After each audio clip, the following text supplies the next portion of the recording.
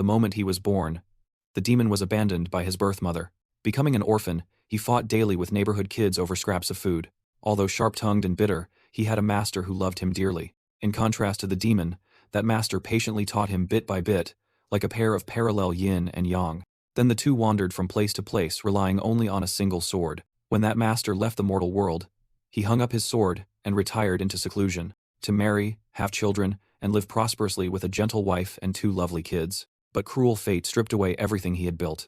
As is only natural, the demon had no choice but to draw his sword to avenge himself. One by one the sect leaders were gutted by him, their bones stripped and fed to the crows, until his body was lacerated and his legs exhausted.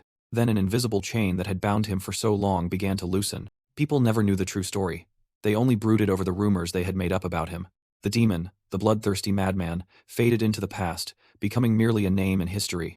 But strangely, death did not claim him. Heaven dragged him back. The demon's soul seized control of Vuton's body, a worthless man with no martial skill.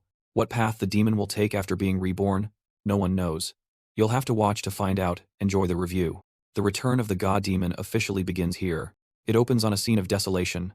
Corpses strewn everywhere, chilling the onlookers. Demon god Zheng Tian suddenly appears, striking decisively without hesitation. At that moment a group arrives. A fierce-faced elder shouts that Zheng Tian is exhausted and must die. Xuan Zhen, Zhang Guang, and Nanggong Huang. Hearing this, Zheng Tian's face changed and he coldly said, "Now only you remain." The elder immediately took up a stance, gripping his weapon and intoning, "Amitabha." He lunged. Zheng Tian charged too. Their faces close, both eyes filled with killing intent. The two immediately engaged in combat. Each strike aimed to take a life. The elder suddenly took a heavy blow from Zheng Tian, was knocked back and roared in fury. He quickly calmed himself and shouted, "Damned demon god." He unleashed his full strength with the Buddha sect heavenly palm, aimed at Zheng Tian. A green light shot straight toward him. Zheng Tian calmly drew his sword and tightened his grip. He dodged the attack with lightning speed. He vaulted up over the elder's head. The elder cried out in alarm. "What?" Before the elder could react, he lunged down and struck hard, saying, "Then I'll kill you first." The elder blocked the sword and shouted for his comrades. Everyone, at this moment, the other two immediately rushed in. The 3 surrounded him chaotically, sword chi flying in a barrage. Though surrounded, Zheng Tian dominated, nimbly evading every attack. The 2 elders suddenly flashed, preparing to unleash Plum Blossom Light Strike and Thunder Court Barrage. The 2 elders shouted, "Die!" then fired 2 beams of light through Zheng Tian. He winced in pain as blood kept spurting from his mouth. Seeing the chance, the elder struck again. He looked at him smugly and said, "May you be reborn in paradise." But before he could rejoice, Zheng Tian sprang away from his attack. Seeing this, the elder gasped in horror. "What?" Zheng Tian immediately leapt straight into the air to gain momentum. He aimed directly at the elder's position and dove down. In the blink of an eye, the elder couldn't dodge, and was smashed by him, dying horribly on the ground. Zheng Tian wore a grotesque smile, raised a bone and said coldly, "Next." By then Xuanzhen was dead. The 2 outside went pale and trembled, shouting, "Monster." Zheng Tian gathered momentum and jumped up. Zhang Guang raised his sword to fight to the death. But Nanggong Huang urgently shouted for him to fall back. Zhang Guang tightened his grip, his face taut, and roared. At this moment, Wu Qin was demon god Zheng Tian. To kill him, someone once drenched Central Plains in blood alone. Therefore, masters from 9 factions had to unite. But even so, facing an unmatched foe like him, their resolve almost crumbled. Zheng Tian glared at him and taunted, "Old man, ready your grave." Zhang Guang snarled in anger. As he cultivated, the elder replied, "It's ready. The grave is for you." Zhang Guang quickly unleashed Plum Blossom Dance, forcing Wu Qin back. He looked up at the petals hovering in the air. Wu Qin tightened his sword and said sternly, "Not yet." Old memories suddenly flooded his mind. His eyes turned cold, lips curling. "I still cannot die." He immediately performed the 5th Ma Spirit Sword technique. Black Dragon Slash descended, and Zhang Guang was cleaved beyond recognition before he could react. The elder screamed in unbearable agony, wailing in despair. At this point, Zhang Guang was dead. No sooner had he killed Zhang Guang than countless killing intents shot toward him, causing him to pause and frown. It was the killing aura of the Imperial Limitless Sword Art. Seeing the aura converge, he gritted his teeth and cursed. "You rat of the Nanggong clan, a sword that cuts to the bone." But he froze as the miserable memories of the past surged back, thinking that. He grinned crazily, looked at Nanggong Huang and sneered. "It's just a scratch." The elder cried in horror. "What?" Not giving him time to react. His eyes turned bloodshot as he raised his sword. He gathered all his strength and swung hard at Nanggong Huang. The elder recoiled in shock, but was still struck in the face. Eyes bulging and teeth gritted in fury, he moved a beat faster, closed in immediately, and unleashed a move. A relentless barrage toward Nangang Huang. The elder screamed in pain, calling Zheng Tian a despicable demon bandit. Zheng Tian exuded a cold-killing aura, ignored the old man's words, and pressed on. The battle resumed. The two faced each other head-on. Nangang Huang regained composure and kept throwing techniques. Before he could counter, the elder seized the moment and lunged down from above. Not seeing his form, he glanced around in surprise. Nangang Huang's face tightened, his eyes fierce as he dove. The elder suddenly stabbed from behind, making him roar in pain. Seeing that, the elder sneered. "Die, you bastard." He snarled that his life would end here. Zheng Tian writhed in pain. He unconsciously remembered carefree childhood days and felt everything had changed. As the elder tightened his sword, he suddenly said, "It's over," startling him, his face full of killing intent. Blood trickling from his lip as he growled, he shouted, "I said end this curse." Then, without hesitation, drove a sword back through the elder. Struck, the elder spat blood, his eyes bloodshot as he hissed in pain. He panicked. Clearly the blade had pierced his heart. How was he still alive? Could he have transcended human limits? This is, he stammered. Demon God. His head falls. Dead. The last sight he saw was his own blood spraying in the air. Wu Qin's expression remained cold. The 9 great sects were all annihilated. No one left alive. Only desolation remained. Zheng Tian clenched his bloodied sword and thought to himself, is this enough? Zheng Tian suddenly sank into memory, hearing children playing and scolding voices. While the child was still playing, a hand suddenly appeared. The child was lifted up. He watched intently and wondered if that had been a moment between life and death. It's been a long time since I've seen Master's youthful face. Yes, the journey into the Jianghu began here. Everything began with survival fights, roaming everywhere, relying on a single sword. To live another day, I had to kill others. Killing pointlessly like that. Does life still hold any meaning? Is human life really that short? In his memory, a gentle woman appeared and said, I understand that feeling. I was like that too. Jostling in the market, arguing over everything. To survive, you treated everyone as an enemy. Soothing the children about food and clothes always wore me out, but those moments were precious. When I lost my parents, I collapsed, and the children gave me back a reason to live. Why don't you try to find a reason to live yourself? Zheng Tian pondered. I once wanted to live with everyone, but for one who only knows slaughter like me, you are the reason I exist. I drew my sword again out of hatred. A rootless wandering life. Where does the meaning of my life lie? Zheng Tian was stunned. He recalled that woman's face. He unconsciously shed tears. 15 years alone on a blood-soaked path, my sword worn, my body full of wounds, yet I still gave my life to complete vengeance. Then when the sun rose, I laid down my sword, lost in thought. He suddenly heard a voice. This is the tomb of demon god Zheng Tian. What nonsense are you spouting to barge in here? How could my martial art be sold for a few coins? Hearing the commotion, Zheng Tian squinted. Noisy indeed. Is this hell? He opened his eyes to see a crowd before him. A woman said, Your eldest brother is unfortunate and can't inherit the art. I'll have my son take the Fireflower Body Clan manual. Zheng Tian was bewildered. What's going on? Isn't this supposed to be hell? A boy objected. No, our eldest brother is fine. How can the art be given to an outsider? The girl beside him added, You're not a direct bloodline. Even if he can't learn it, the ancestral art must belong to the Fireflower Body Clan. Looking at them, he grew more confused. Who are these people? He heard the kids bickering, and a man showing disdain. The man opposite said, This isn't over. I have a proposal. Zheng Tian asked, A proposal? The fellow continued. I heard those two are too poor to eat, so I'll bet money. And he even offered his hand. And you, Hua Wu Qin, stake all the Fireflower Body Clan's art. We duel. Winner takes all. What? Dare you not? The two kids snapped. Our eldest can't practice because of his madness. Do you think we'd fall for that? The man sneered. Chatter. What a nuisance. Hearing them call him Wu Qin, Zheng Tian grew more puzzled. Wait, who is Hua Wu Qin?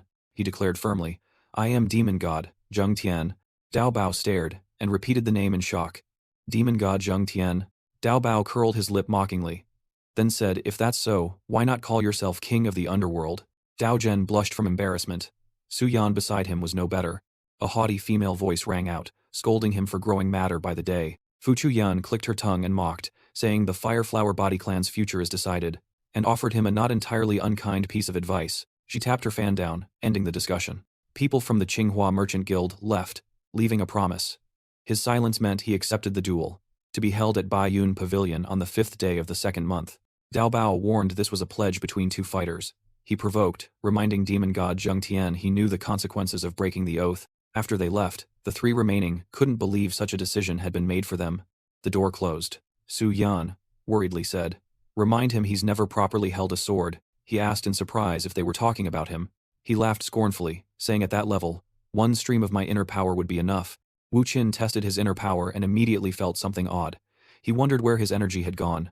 He panicked and yelled as his body felt empty. With no inner power left, he shouted in anger, cursing his weak body for not even being able to lift a sword. He continued to yell wildly, causing the girl to beg him to stop. The girl called to him in anguish, begging her brother to come to his senses despite his madness. Tears welling, Su Yan gripped his hand and said, "No one should have to endure this." Dao Zhen scolded the girl for calling him a stupid brother, but Su Yan firmly refused to apologize. Unable to hold back, Su Yan burst into tears, saying it was all his fault their parents died horrifically. Wu Qin fell silent, unable to speak. After saying this, the girl ran off, leaving Dao Zhen to sigh. Dao Zhen apologized on her behalf, explained her loss of control, and took his leave. Everyone left, leaving only Wu Qin standing alone. He was embarrassed to be seen as a madman by the children, feeling only bitterness. Dusk fell. Wu Qin remained, staring at the large tombstone and pondering. He recalled beheading the Namgung family head, and the feeling of his heart being pierced. He looked at his reflection on the stone, thinking that after avenging Yanhua and his siblings he should have found peace. He was unwilling. Asking why he still lived in this body, he angrily wondered what had happened. Everything was a mess in his head. Especially that the kids resembled Shi and Yue, and called him mad. As he clutched his head in despair, a loud voice called, "Young master." Ma Shi ran up, grumbling that the young master going out weekly nearly gave him a heart attack. He asked who the boy was, and the boy was baffled to be asked. Ma Shi sighed, thought he was losing it again, and asked permission to explain everything. He told that Hua Wu Qin had once been a genius coveted by the Orthodox, became head at 23, and this was the 6th time he'd had to repeat it to him. He complained he'd repeated it 205 times. Wu Qin replied tersely, "So what?" He asked if he had been that heroic. Why was his dantian now ruined, and why did everyone think him mad? The boy stammered, about to continue. The story began. 17 years ago, two children faced each other, and vowed not to use inner power. Wu Qin at 6 suggested a fair contest. Dao Bao at 9 agreed, both shouting, "Fair and square." The two lunged into combat. He said he didn't know who started it, only that they fought without elders present. Moves came fast. Dao Bao grinned slyly, but kept striking without pause. Wu Qin dodged seriously, silently acknowledging Dao Bao truly lived up to his reputation. Both eagerly sparred, continuously trading blows. Suddenly Dao Bao stopped to praise him as a genius, puzzling Wu Qin. Then unexpectedly he gathered inner power in his hand and spat. "You fool!" He threw a punch, sending Wu Qin flying. It took him a moment. To steady himself, he coughed repeatedly, blood gushing from his nose. He asked why Dao Bao used the 7-injury fist, despite their vow not to use inner power. Dao Bao sneered coldly, asking if Wu Qin still considered him a friend. He said it was indeed the 7-injury fist Kong Tong sect's ultimate skill. A single strike can maim severely. He boasted he just tried that move on an arrogant senior. He clenched his hand to gather power, saying a single blow would leave that senior bedridden. He launched another strike, contemptuously daring Wu Qin to defend. After hearing Ma Shi, he propped his chin, thinking the 7-injury fist's after effects explained why people called him mad. Understanding everything, he angrily spat, "Outrageous." He recalled Dao Bao's terms and suspected the one who ruined him still dared demand a duel. He asked Ma Shi how they dealt with him then, and learned it was the previous master's decision. He asked, "What about my father?" And Ma Shi replied, "Yes. His father decided only to scold him, because Dao Bao was a son of the powerful Qinghua Merchant Guild, a major force." He sneered coldly at his father, for merely rebuking the man who crippled his son, then asked where his parents were now. Ma Shi whispered anxiously about his condition. He was led to the ancestral hall. The polished tablets reflected his face clearly in the candlelight. He recounted how his illness drained his parents. The mother died first, the father later from debts. He silently watched the candle burning low. Wu Qin sank quietly into thought. He recalled his parents' deaths. People accused him of causing the family's ruin. He said all that remained then were debts, 2 loyal servants, and a few martial artists. He introduced the 2 children, Hua Daozhen and Hua Suyan, as siblings. He remembered the girl crying that he caused their parents' horrific deaths. He realized a single illness had destroyed the clan, explaining her fury. The sky was full of stars, but his room remained lit. He read Hua Wu Qin's old books, and closed a volume after finding some information. He remembered he had once been demon god Zheng Tian, who died 30 years ago, now reborn in Hua Wu Qin's body, a madman with a ruined dantian. He thought the killers were dead, and his past life held no attachments. On the table lay 2 notes, wishing him a speedy recovery. Written by the 2 children. He considered the children's tragic situation, and felt he should live on to help them. But the biggest obstacle was, the Qinghua Merchant Guild had ruined this body. He needed to prepare for the duel with Dao Bao on the 5th day of next month. He calculated that before the match he must at least cultivate back to the initial entry level. He smiled. It seemed he had to train again. From zero? He sat cross-legged and began cultivating. The process reminded him of when he first learned martial arts. Even breathing was laborious. He took a deep breath. He felt his inner power begin to move. He told himself this body inherently had extraordinary martial talent. Seeing energy gather so fast, he thought he no longer needed to sense the vital qi. He believed he could cultivate with his eyes closed. The vital qi in his body grew ever denser. The qi burst so strongly the room seemed about to explode. As he cultivated, a shooting star flashed across the sky. A shout rang out, startling everyone. The door was thrown open. 3 people, Huang Feng, Bo Xin, and Ma Shi, burst in. Huang Feng loudly asked what was wrong with him. Seeing him lying there, he joyfully shouted, he's done for. He checked his pulse, then said he was fine, even stronger than before. Ma Shi finally breathed easier. Huang Feng wondered why he was stronger. He trembled, asking about his body, which surprised him. He suddenly sat up, asking what constitution he had. He replied, "The heavenly martial physique," he muttered to himself. Heavenly martial physique. Then angrily snapped back. He laughed, saying it was a rare constitution. At that moment he spat a mouthful of blood. He was resentful that a righteous constitution conflicted with demonic arts. Ma Shi called out for him to calm down as he fell. He angrily cursed his fate, since the duel was just over a month away, yet his condition was dire. He asked who they were. Ma Shi replied, they were Chief Steward Du and Elder Zhao. Seeing their indifference to his collapse, he could only inwardly curse old thief Zhao. Ma Shi panicked, begging him not to die. He silently swore he wouldn't, you fool. The rain fell harder, and Ma Shi blamed him, reminding him he'd been bedridden 3 days. He shouted from behind, asking if he was sure he was recovered. Wu Qin kept walking, thinking those 3 days nearly killed this decaying body before the duel. He frowned, and told them to be quiet. To duel, you need a sword first. He turned, pointed at Ma Shi, and ordered him to go find one immediately. Ma Shi was terrified. He spoke up that they still had to worry about daily meals and had no money to buy a sword, adding that they were deeply in debt. No sooner had he finished than thunder cracked fiercely. Wu Qin finally realized the problem. A declining clan must first resolve its finances. Wu Qin urged that if the debt was already so great, a bit more wouldn't matter. Ma Shi panicked. What? He shouted. Warnings. Are you going to borrow more? Are you crazy? But Wu Qin ignored him and coldly snarled. You shut up. Then he smiled, devised a plan, and immediately sent letters to the 2 elders. Scene cut to the 2 elders. The 2 elders read the letter. Bo Xin angrily shouted because the young master had gone to the Guardian Gate sect again. Huan Feng said not to worry. The Guardian Gate sect would surely expel him. But Bo Xin sighed, saying the issue wasn't that. His expression turned grave, fearing that if he provoked the Guardian Gate sect, the Su assassination sect might intervene. At the Guardian Gate sect gate, Wu Qin cracked his knuckles, looked at the big man before him, and requested that Hua Wu Qin be granted an audience with the sect master. The guard Lu Hu sneered, saying, if he's here to gamble, he can go inside. Wu Qin raised an eyebrow provocatively, told them to call a superior. Lu Hu barked back, while Ma Shi hurriedly apologized, saying the young master was ill. Wu Qin looked up straight at Lu Hu and asked in a low voice what he was staring at. He said nothing, only gave a mysterious smile. Suddenly a gold coin flew up, and a man stepped out asking what was happening. Lu Hu reported that he wished to see the sect master, making Wu Qin curious if this man was a superior. The man flipped another coin and asked why. Wu Qin calmly replied he wanted to borrow more money. Hearing this, Zhang Bao caught the coin and coldly said, so he's a guest. The door opened. Zhang Bao and Lu Hu stepped aside, opened the door, and said there was no need to see the sect master, just come in. Walking down the corridor, Ma Shi leaned to Wu Qin's ear and whispered, young master. He worriedly suggested turning back, sensing something was off. Wu Qin clicked his tongue, saying they'd come this far, so what more was there to say? Ma Shi pressed close, and quietly related that days ago, his matrons saw the sect master fight and tear open a cultivator's chest, saying he'd mastered Black Hand twin-slaying heaven and moon-slaying kill technique. Wu Qin didn't hear clearly and asked again. Ma Shi repeated it, and he frowned, saying it was nothing to fear.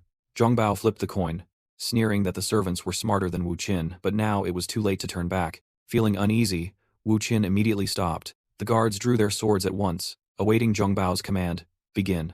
Wu Qin calmly asked if this had been his plan from the start. Zhang Bao laughed, saying there were too many people at the gate to openly beat the son of the Fireflower body clan. He curled his lip and mocked that if he couldn't even pay interest, he had no right to come here. He wouldn't let Wu Qin keep bleeding them dry like his parents did. Ma Shi knelt begging for mercy, while Wu Qin, surprised, asked, "Like my parents?" Wu Qin replied truthfully that he had no parents. The words fell, and the whole scene went dead silent. He suddenly realized he'd misspoken, and recalled memories from when he was Zheng Tian. An impatient guard ordered them to start. Zhang Bao nodded, saying, "Just teach them a lesson." And the soldiers replied in unison.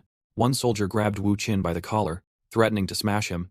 He lunged at Ma Shi, swinging his fist wildly, but Wu Qin quickly slipped through, seized the wrist and broke his arm. He lay there moaning and cursing, while Wu Qin snorted, mocking his weak body. Looking at his own hand, he thought with this body, it was better to use cunning than strength. Zhang Bao tossed a coin and ordered another soldier to kill Wu Qin. The soldier rushed in, the sword cutting the air, but Wu Qin stood still as if he'd anticipated it. He poured force into the slash, preparing to cleave his opponent in two. The blade came at great speed. Wu Qin tilted and dodged.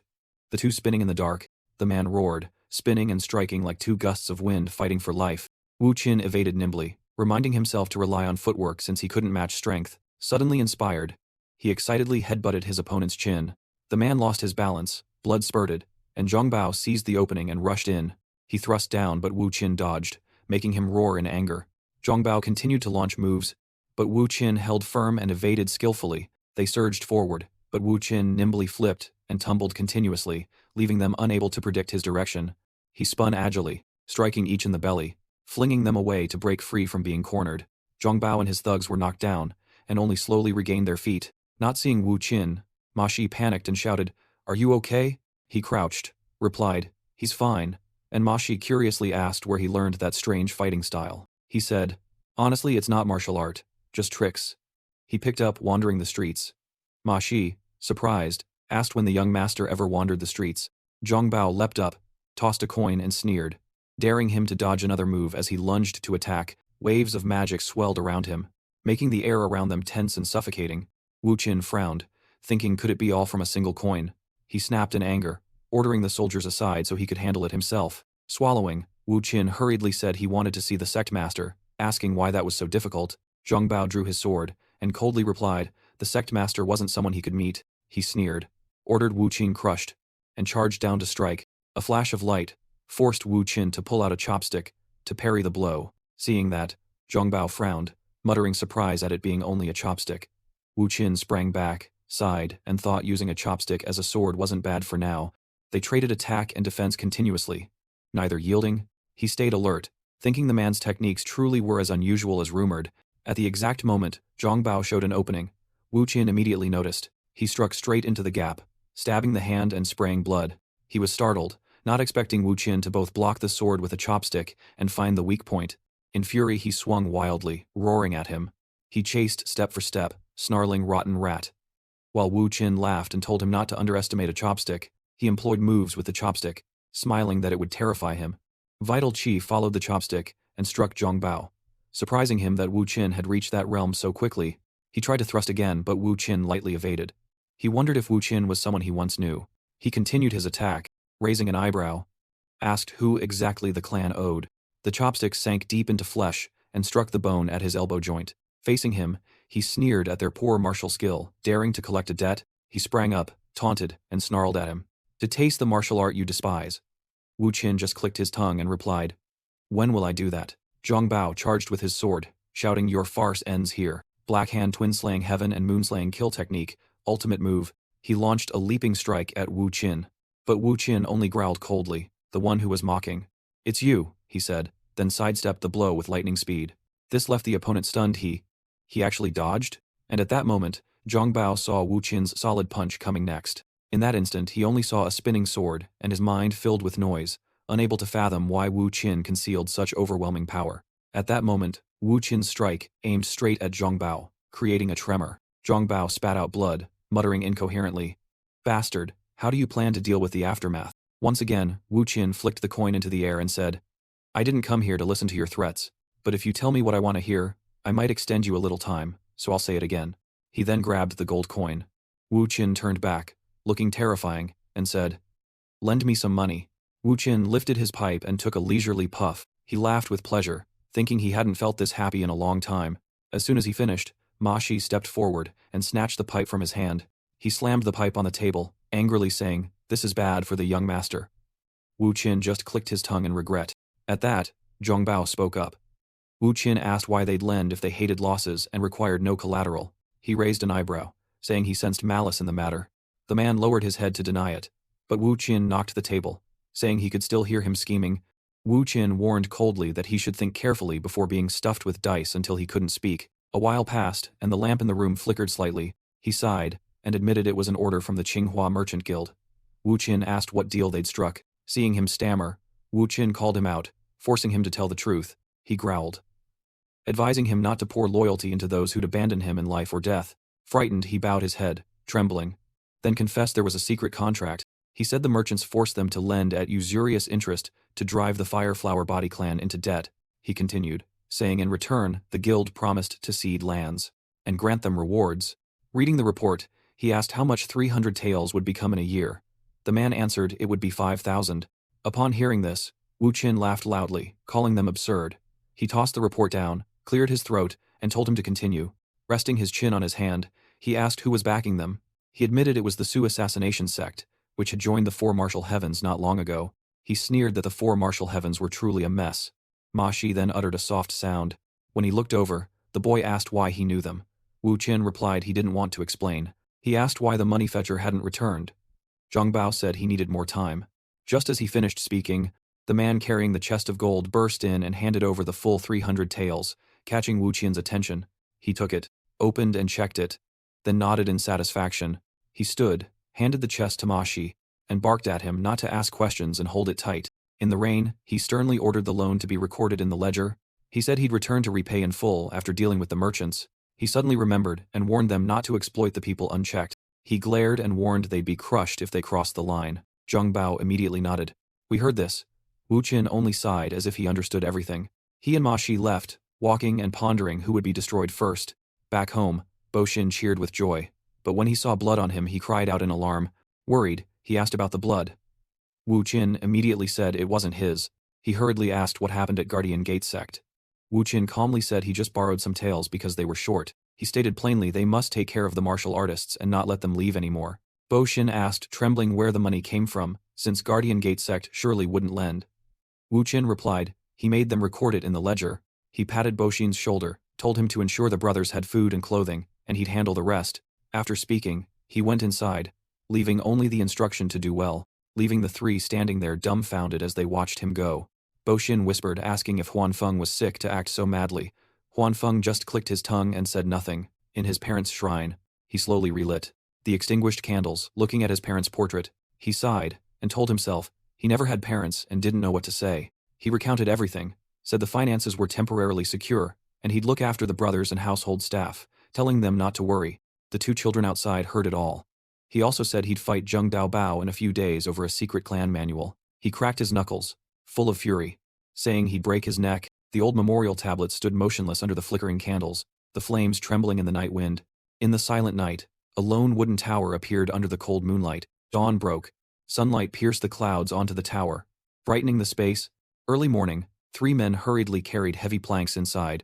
They set the planks down exhausted, then grumbled in frustration, not understanding his orders. Ma Shi muttered the things were so heavy they break their backs. Someone replied once it's done they should go drink and rest. Hearing the noise, Wu Qin opened the door and cheerfully asked if they'd brought them. He inspected each box, frowning and murmuring that 50, 80, and 110 caddies were all correct. Ma Shi curiously asked what he would do with them since martial artists carry heavy loads. He just opened a box to check the sword. After a while, Wu Qin smirked and said, if there's a sword in hand, of course, it's meant for cutting. He eagerly grabbed the hilt, thinking he'd start training with the 50 caddiest one first. He tried his best but couldn't lift the sword. Ma Shi curiously asked if he really intended to use it. He was annoyed, thinking he expected difficulty, but not that he couldn't even lift 50 caddies. His body was too weak. He clenched his fist, vowing he absolutely wouldn't give up. After a while he panted, trembling as he said with both hands he could lift a little. He shakily turned to Ma Shi, urging him not to stand dazed and to quickly obey orders. While struggling to carry the sword, Wu Qin reminded Ma Shi to add extra meat to his rations. Ma Shi sighed as he watched his figure recede, scoffing that he still wasn't reassured. In his private room, he slowly raised the sword, determined to master it. Wu Qin lifted the sword with both hands, telling himself he only had 2 weeks before the duel. He pressed his lips, realizing his talent clashed with Master Ma's teachings, so he had no choice but to learn the 9 unrivaled swords from Master's friend. With that thought, he immediately swung the sword hard. He firmly told himself this was the only path to escape his current plight. Elsewhere, Dao Bao, admiring the view and plucking his lute, suddenly exclaimed in surprise. He raised an eyebrow and asked if Hua Wuqin truly had beaten the guild guards to a pulp. A guard nodded, confirming they were severely injured for 2 weeks, leaving Dao Bao puzzled since Hua Wuqin supposedly lacked a dantian. He sneered, remarking the opponent was clearly no ordinary man. Dao Bao amusedly said he might prepare a gift for young Master Hua, of the Hua physical clan. He continued to pluck, pouring dark schemes into each rhythm. He thought with relish, eager for the duel to see Hua Wuqin's true face. He executed the martial moves with proper form. He spun his foot with grace and skill. Then he launched a powerful kick toward the sky. Using the momentum, he flipped his body once. He landed, and held his balance firmly. All those moves showcased the heavenly martial physique. A body meant to endure such intensity. After a while, all the items he requested were prepared. They were neatly arranged in rows, probably over 100 pieces. Wu Qin gazed thoughtfully and nodded slightly. Ma Shi had prepared everything. He trembled slightly, took a deep breath, and vowed he could finally begin. First, Wu Qin subtly shifted the instep of his foot. He prepared to perform the 9 unrivaled swords. First form, advanced step. He recalled Master's advice. Always advance with the sword. No mountain, however high, can block the way. Finishing the first form, he spun around once. Immediately after, Wu Qin moved into the second form, soldier breaking technique. No matter what weapon stands before him, it will be shattered by this move. His heart pounded, but he continued the techniques, enduring the strain, determined not to be stopped by anything. As soon as that thought ended, Wu Qin grabbed a ball. He kicked it hard forward. The ball flew erratically, leaving streaks too fast to see clearly. So fast that the naked eye could barely keep up. When the ball shot straight at his face, he executed the third form, energy break. Even if an opponent's chi is mighty enough to shake the heavens, they must bow to this sword technique. But while he focused on the ball, it suddenly looped back and struck his back. He cried out in pain, even more pitiful than a spoiled old man. Finishing the third form, he immediately prepared to enter the fourth. He hung several bamboo tubes high, so they'd fall as targets. What Wu Qin intended to perform was the fourth form, martial break. No martial art can comprehensively counter every technique. No matter how complex, martial arts have weaknesses. A pure sword can still pierce through all. But to Master's surprise, Wu Qin couldn't land a single strike. Luckily, a bamboo tube then fell and struck the rope. The rope snapped in two, sending logs crashing down. Fifth technique, army killing technique. Even if 10,000 soldiers charge, all must submit to this sword. How can a swarm of ants defeat an elephant? Before true power, numbers are useless. Just after finishing the move, a log suddenly flew from nowhere and struck his head, driving Wu Qin mad. Damn it. He roared a challenge and launched the sixth technique, one slash to break the moon.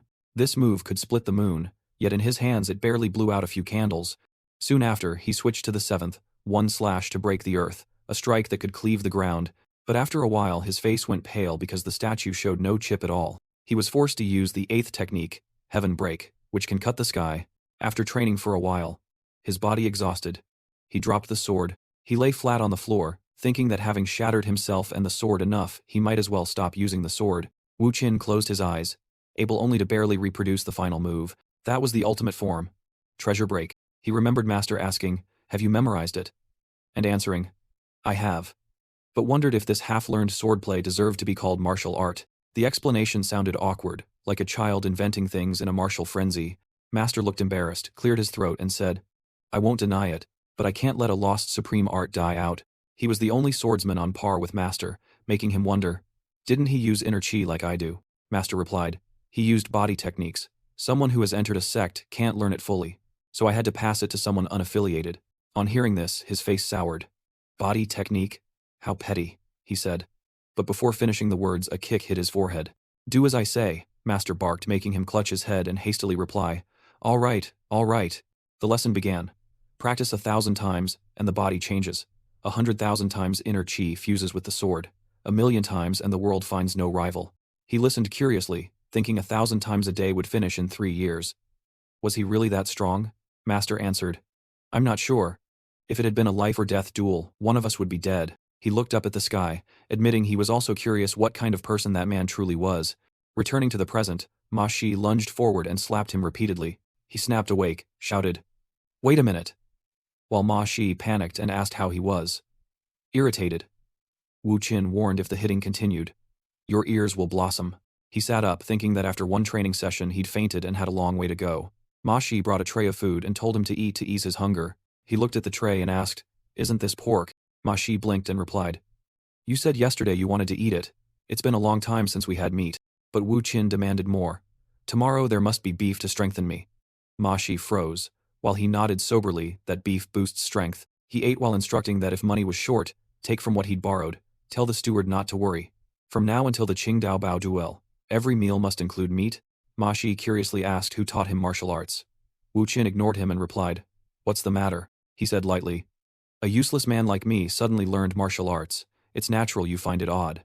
Ma Shi sighed, recalling that this man once defeated the Guardian Gate sect with chopsticks, despite knowing no martial arts, and now practiced strange sword techniques. After swallowing the last bite, he said, "I've already told that guy. Telling you too won't hurt." He was about to reveal his true identity, but Ma Shi cut him off. "Stop, I don't want to know." He only said he was worried about him, worried he'd lose his mind, change, and disappear again. He swallowed and asked softly, "You won't leave the Fireflower Body Clan, will you?" He unexpectedly put down his chopsticks. He said seriously, "I won't leave. Only when this family becomes the top martial clan in Sichuan will I consider it. Other than that, I have nothing else to do." Ma Shi gaped. "Top martial clan in Sichuan?" He replied, "Yes. Why are you surprised?" He snorted and teased, "Sounds ridiculous." Wu Qin immediately flicked his forehead, leaving it swollen. He said, "That's enough, leave." Ma Shi had to go. Then, he scampered off with his tail between his legs. Sitting still for a while, he silently asked his former client, "Are you satisfied now, Hua Wu Qin?" At the same time, elsewhere, Huanfeng looked out the window and reminded that the match was in 10 days. Bo Xin murmured, "Qing Dao Bao." He would surely try to kill the young master and seize the Fire Emperor's treasure. Huanfeng suggested, "Should we flee first?" Bo Xin looked puzzled. "What did you say?" Huanfeng continued, "Think about it." Huanfeng thought of the two children. His heart tangled like a nest of wires. He concluded, "We can't let those two kids die along with them." Heavy breathing sounded in the rain. It turned out to be Wu Qin's breath. After the sword training, he felt his arms becoming more defined after days of hard training. He could barely swing the 70-catty sword with one hand, but his techniques were still off. Only 1 week remained before the duel. A familiar voice called, "Brother Hua Wu Qin, still training." He glanced over. "What are you two doing here?" He waved them off to play elsewhere, but the kids stood frozen, saying they were worried because he'd forced himself to train for days. They asked if he trained because of what they said. Wu Qin recalled the girl shouting, "Because of you, our parents died." Su Yan had felt guilty since then, saying she was just too angry, not intentional. Wu Qin could only sigh. My God. He thought to himself that seeing them reminded him of 2 other children. He patted both their heads and reassured them, "It's okay, don't worry." Dao Jin imitated his sword stance while Su Yan stood by correcting, "No brother, your arm should be straighter." Wu Qin softened, thinking, "They're copying me so cute." Looking at them, he remembered training with Master, and suddenly realized something. Master's words rang in his head. "Wu Qin, exhale when you swing the sword, the longer the better." Master once made him balance a basin of water on his head, and told him to slow down. Return to stance and inhale short and slow. He pondered. That's right, the 9 unrivaled swords' weakness is, it's the breathing method. Master made him breathe like a dog. He tightened his grip on the sword hilt, nearly forgetting that lesson. He set the sword down and smiled. "Don't worry. You brothers are the strongest." He pushed the 2 out the door, telling them to go to bed, then quickly shut the door. Separating himself from the children, the kids looked at each other anxiously. Will he be okay? Probably. No way. The rain grew heavier. Wu Qin resumed training without rest, recalling every word Master said. Keep your breathing steady, don't rush. When returning to stance, inhale, short and slow. Wu Qin drew his sword and executed the 5th technique, army killing technique, channeling all his chi in one burst. Seeing the move improved from before, his joy was obvious. He took a deep breath to prepare the body technique. It was a chi cultivation method using body movement to accumulate inner power. Wu Qin planted his feet wide to gain momentum. He leaned back and slashed across the candle. Unlike meditative methods, the martial shield movement art had been considered low-class and unexpected. Then he brought the sword down on the statue. That was the core secret of the body technique. Wu Qin's eyes burned red as he stared at the target. It was the method of keeping the breath steady. Unlike before, he now adjusted his breathing to the sword's rhythm, to keep his body steady. Gradually, his moves improved noticeably, thanks to steady chi flow. After many grueling sessions, the long turbulent dantian began to condense. At the same time, In the kitchen, Ma Shi was carefully arranging beef on a tray. Suddenly, Huan Feng appeared and asked if the young master was still training, startling Ma Shi. He hurriedly covered the box, saying the young master seemed like a different person where he used to collapse, now he doesn't. He said the wudang therapy seemed effective, and proudly recalled Wu Qin crying during acupuncture. He said hearing that. Huan Feng held his head, claiming even fake wudang methods couldn't make someone visibly improve after just one treatment. Huan Feng told him to report anything, but Ma Shi ran off before hearing the rest, constantly saying, yes, yes, which made him click his tongue in annoyance. Ma Shi then scampered happily to the training room. He opened the door, smilingly invited the young master to stop and eat, but he did not expect to see the training scene. So brutal. Ma Shi's sweat poured down, while Wu Qin panted that the room was too small, leaving him stunned. What? He closed his eyes to recover and repeated. I said this place is too small to train. From now on I'll train in the martial hall. The next morning, at martial hall, the sky was clear and the sun gentle, but everyone's gaze at Wu Qin was far from friendly. He calmly stepped in, pretending nothing was wrong. He brazenly spat unpleasant words. Is someone already here? Ma Shi followed awkwardly, announcing the young master's wish to use the Grand Martial Hall. This made everyone openly displeased. Suddenly, Wu Qin slammed his sword into the ground. He cracked his limbs into motion and loudly declared, I'm borrowing the Martial Hall to train. There's space elsewhere. Go use that one. Those words made them furious. They muttered about how he spoke, as if he'd never seen a coffin before crying. Having a sword doesn't make one a warrior. He has never stained his blade with blood. Seeing their faces, Wu Qin sneered. You've got big eye sockets. One man was about to retort. Even if he's the young master. But someone stepped forward to stop him. That person spoke for everyone, signaling he should back down one step. Sir, let's go. The young master wants to train. The newcomer was Cold Sword Captain Ta Bao Ren. He thought Wu Qin was half sane and didn't want to bother, muttering as he passed. He's gone mad again. Wu Qin, enraged at that, immediately called back. Hey, you sluggard, stop right there for me. He turned angrily, glaring at him. Wu Qin provoked further.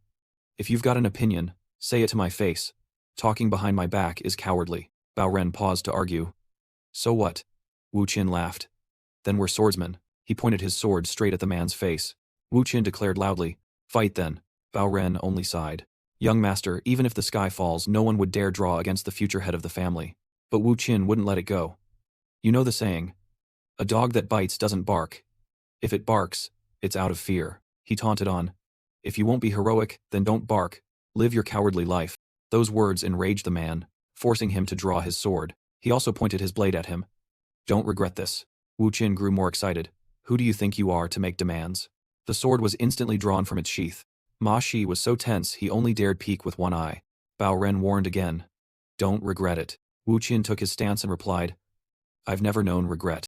The scabbard fell, but he drove his dao into the ground instead of continuing the fight. He sprang up. Dodging Bao Ren's slash, he closed in immediately and pinned the man's head down. The martial artists were stunned, puzzled that a duel was fought without swords. Though suppressed, Bao Ren countered with an upward stab. Wu Qin spun to evade. Ma Shi was so frightened he shut his eyes and couldn't watch. His continued evasion made the man shout, Young Master Hua, take up your sword and fight like a man. He said sternly. Fine. He set the man down at the blade's position. Bao Ren said, I've served Hua for 25 years. The clan's decline is your fault. He pulled the dao up from the ground. He took his stance. The man sneered. Now you want to learn martial arts. The man immediately lunged to attack. They clashed. He shouted, Know your place. He quickly recognized the opportunity. He executed 9 unrivaled swords' second form, soldier-breaking technique. Sparks flew as weapons met. With a single move, Bao Ren was sent flying. He panicked, thinking the shock had disturbed all his chi. He said, You're right, but... No sooner had he finished than he threw a punch at the man's face. The blow was so hard the man spat blood. He declared decisively. From now on things will be different. The man thought to himself, unbelievable, his eyes have changed. Before passing out he saw him smile triumphantly. In his last clear moment he thought, that is the gaze of a martial artist. Then he collapsed. The onlookers were astonished. Young Master Hua actually won? They froze for a moment, then rushed over shouting, Sir, are you all right? He planted the blade upright in the ground. Wu Qin put his hands on his hips and asked, Any more complaints now? An indignant martial artist said, That was a cowardly act. He shouted that Captain Bao Ren had no right to harm him, but was cut off with, Shut up. The man coughed up blood and admitted, I lost. The sky remained clear as before, yet seemed brighter. Bao Ren clasped his hands and saluted Wu Qin. He said he had learned from him. Wu Qin replied, All right, stand down. The man bowed. Yes, sir. He signaled, All of you moved to the other training hall. The martial artists followed Bao Ren and left. Only Ma Shi remained behind. Wu Qin said coldly, "You two. Leave." The group moved to the other hall. The earlier martial artist still protested, knowing he's the young master. "Isn't this excessive?" he asked. "Why did you go easy on him?" The man replied, "Who said I did? I was going to maim him." He was surprised. "You mean it?" The man answered. "Do I sound like I'm joking?" He stammered. No." The man said, "I don't know the full story, but the young master seems to have improved dramatically." Ma Shi pondered too. Since when could he do that? He put his hands on his hips and looked at the sky. Anyway, his change is for the better, right? Probably. Night fell. Inside the tower, a figure stood looking out as a voice discussed the duel with the Qinghua Merchant Guild. Bo Xin asked, "Elder Zhao, how long have we been at the sect?" He answered, "About 37 years. Bo Xin sighed. "What a long time." Emperor Yan in his youth was truly formidable. His unarmed skill forced even the proud Duan clan to admit its brilliance. He clasped his hands and said, "We were both captivated by his radiance and swore loyalty." The man sighed. "Now we're plotting to betray that oath." Bo Xin said, "Not betrayal, but to resolve bloodline issues." He replied, "I know. You needn't lecture me." He looked at the ancestral tablet and said solemnly, 17 years caring for young Master Hua's madness is also 17 years watching the Yan Hua clan decline." He continued, "When we meet Emperor Yan again, he will not blame us. Are you ready?" Bo Xin replied, "Of course. We need some silver, a few martial artists, and 4 travel passes." He bowed his head in thought and said, "You go first." Huang Feng suddenly cried, "You!" He recalled a figure and said gravely, "After all, he's your bloodline. Someone must help restore him." He revealed that the martial master from Yunzhong sect, whom the Qinghua Merchant Guild hired, would witness the duel. Huang Feng angrily, "A witness? Isn't that blatant robbery?" He added, "It shows they take this seriously." Bo Xin analyzed, "Qinghua Merchant Guild, those despicable scoundrels, will leave no traces behind here." He instructed, "You arrive at the meeting spot first and wait for me. The 2 kids will be shocked." The sun rose, the first rays falling to the ground. Someone wondered, "The meat's been tough lately, just me." Ma Shi replied flatly, "No. Cheap beef is naturally tough." Wu Qin asked, "Are we out of money?" Ma Shi answered, "I don't know." The attendant gave 2 little silver. Wu Qin said, "Are you crazy?" Ma Shi sipped and replied, "I don't get mad over trifles." He teased, "Then why say something that makes me want to hit you?" With that, he slammed his chopsticks on the table. He stood, patted his chest, and said, "Enough, how do I look in today's outfit?" Ma Shi coldly, "I'm not sure, but you covered in bandages, suits it better." A lump rose on his head. Wu Qin said coldly, "Let's go." Feeling aggrieved, he followed.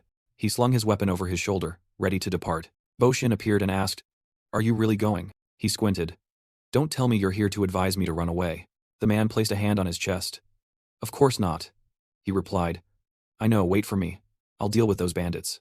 The man clasped his hands. "I'll go with you." He fell silent and looked at him. He muttered inwardly, "This old man worries too much. I'll beat them to pieces. Old people are so fretful." The mansion gate was thrown open and sunlight poured into the courtyard. Wu Qin smiled. "Let's set out." Someone pointed skyward, announcing the duel between Qinghua Merchant Guild and the Fireflower Body Clan. He finished writing and shouted, "Place your bets." Someone asked the odds. He checked the list and said, "Let's see." He announced the highest payout was only 4 to 1. The bettor considered, worth a bet. He explained that fighters should back martial clans over a merchant guild. After thinking, the man decided, "I bet 2 taels on the Fireflower Body Clan." At that moment someone exclaimed, "Oh, young Master Hua of the Hua clan has arrived." From afar, through the dust, someone's purposeful footsteps appeared. Wu Qin didn't bother to look. He leisurely ate a candied haw on a stick. Someone flustered asked, "Can I cancel the 2-tael bet I placed earlier?" Arriving, he casually said, "See? I'm not late." Bo Xin only reminded, "But eating that much before a match is a bit much." Suddenly, a lavish red umbrella appeared. The person under the umbrella asked the 2, "Long time no see, right?" Chu Yan, elegant, hid her face with a fan and asked, "For family ties' sake, I'll ask again, do you truly want to duel?" The crowd buzzed. "What? The Fireflower Body Clan is the one demanding a duel? They have no right, he's insane." Hearing the chatter, Wu Qin paid no mind and thought, "Sounds like I'm the one challenging this debt must be settled." After eating, he looked over, killing intent clear. "We can't let Qinghua Merchant Guild get the secret manual. We have no choice but to risk everything in battle. Don't you agree?" The crowd was even more shocked. A merchant guild dare dream of a martial clan's secret technique? And it's Qinghua, what is going on? She then revealed her killing intent and asked, "I wonder how long you can keep your composure." Soon after, the signal fire was lit. Everyone paid attention. Han Yikang raised his hand toward the crowd. He announced firmly, "The witness for today's duel is Han Yikang of Kongdong sect." He clenched his fist, showing his resolve. He introduced the Qing Hua Merchant Guild's successor, Qing Daobao. And on the other side, young Master Hua of the Hua family, Hua Wuqin. The crowd cheered. He declared, "In the name of Kongdong sect, fight fair and honorably." Daobao smugly said, "Oh, looks like you received goods from the guild." Wuqin blinked. "Goods," he boasted. "The outfit you're wearing is the Fireflower Body Clan's uniform. I sent it as a welcome gift for the young master." Hearing that, Wuqin drew his sword. "Oh, is that so?" He twirled his sword in challenge. "When this match ends, every remaining shipment must be returned." The crowd was surprised. Fireflower Body Clan using a sword? Can a sect famed for great unarmed technique wield swordplay? They looked at the two on the floor in confusion. Isn't the Fire Emperor famous for palm strikes, not swordsmanship?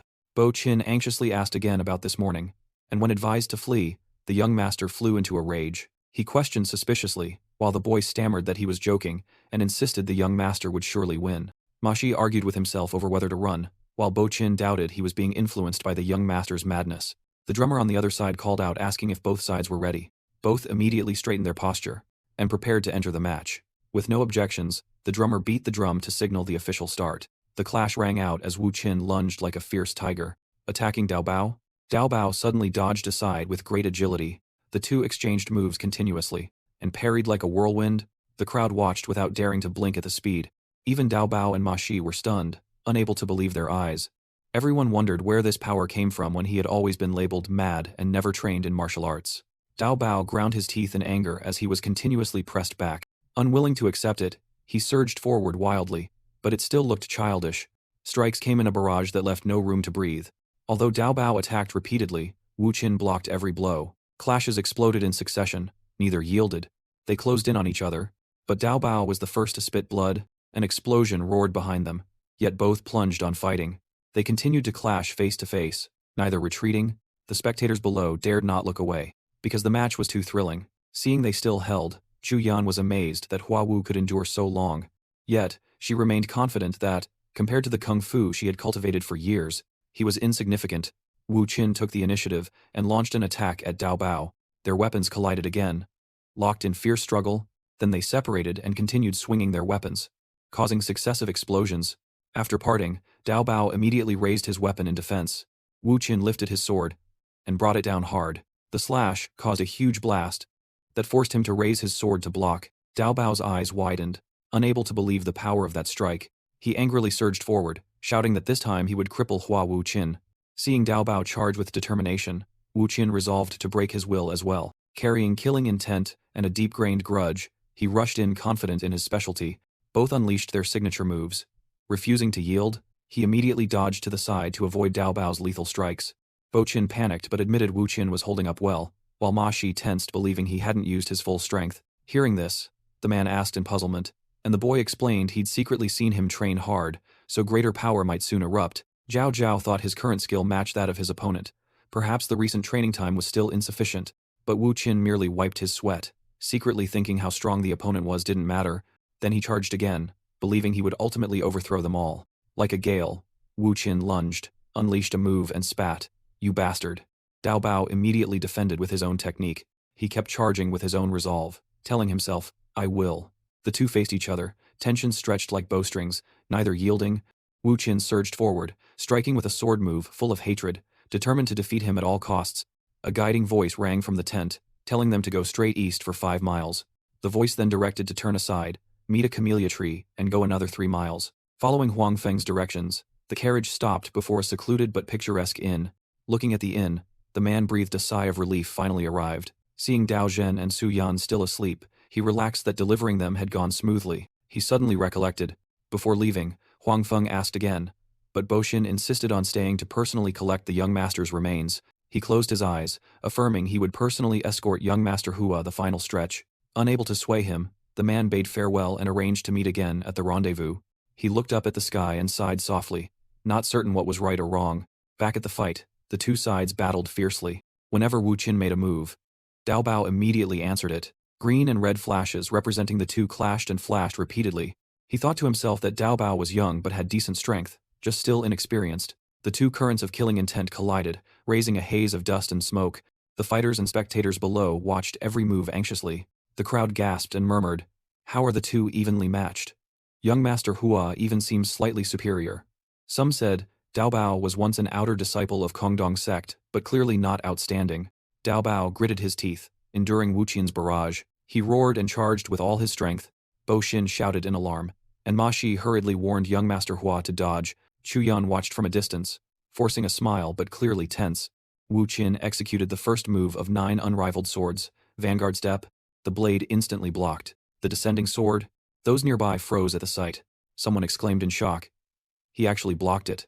Wu Qian even curled a mocking smile at Dao Bao, while Dao Bao had to muster all his strength to defend.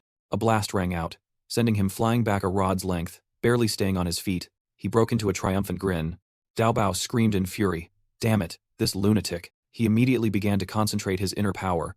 Bo Xin realized he was gathering all his qi. He was certain it would be the final strike, making Yi Kang and Chu Yan and Ma Shi all watch tensely. But Wu Qian wouldn't wait. Sneering that he was too slow, he launched a decisive strike. While Dao Bao was charging, he could only grit his teeth and watch helplessly.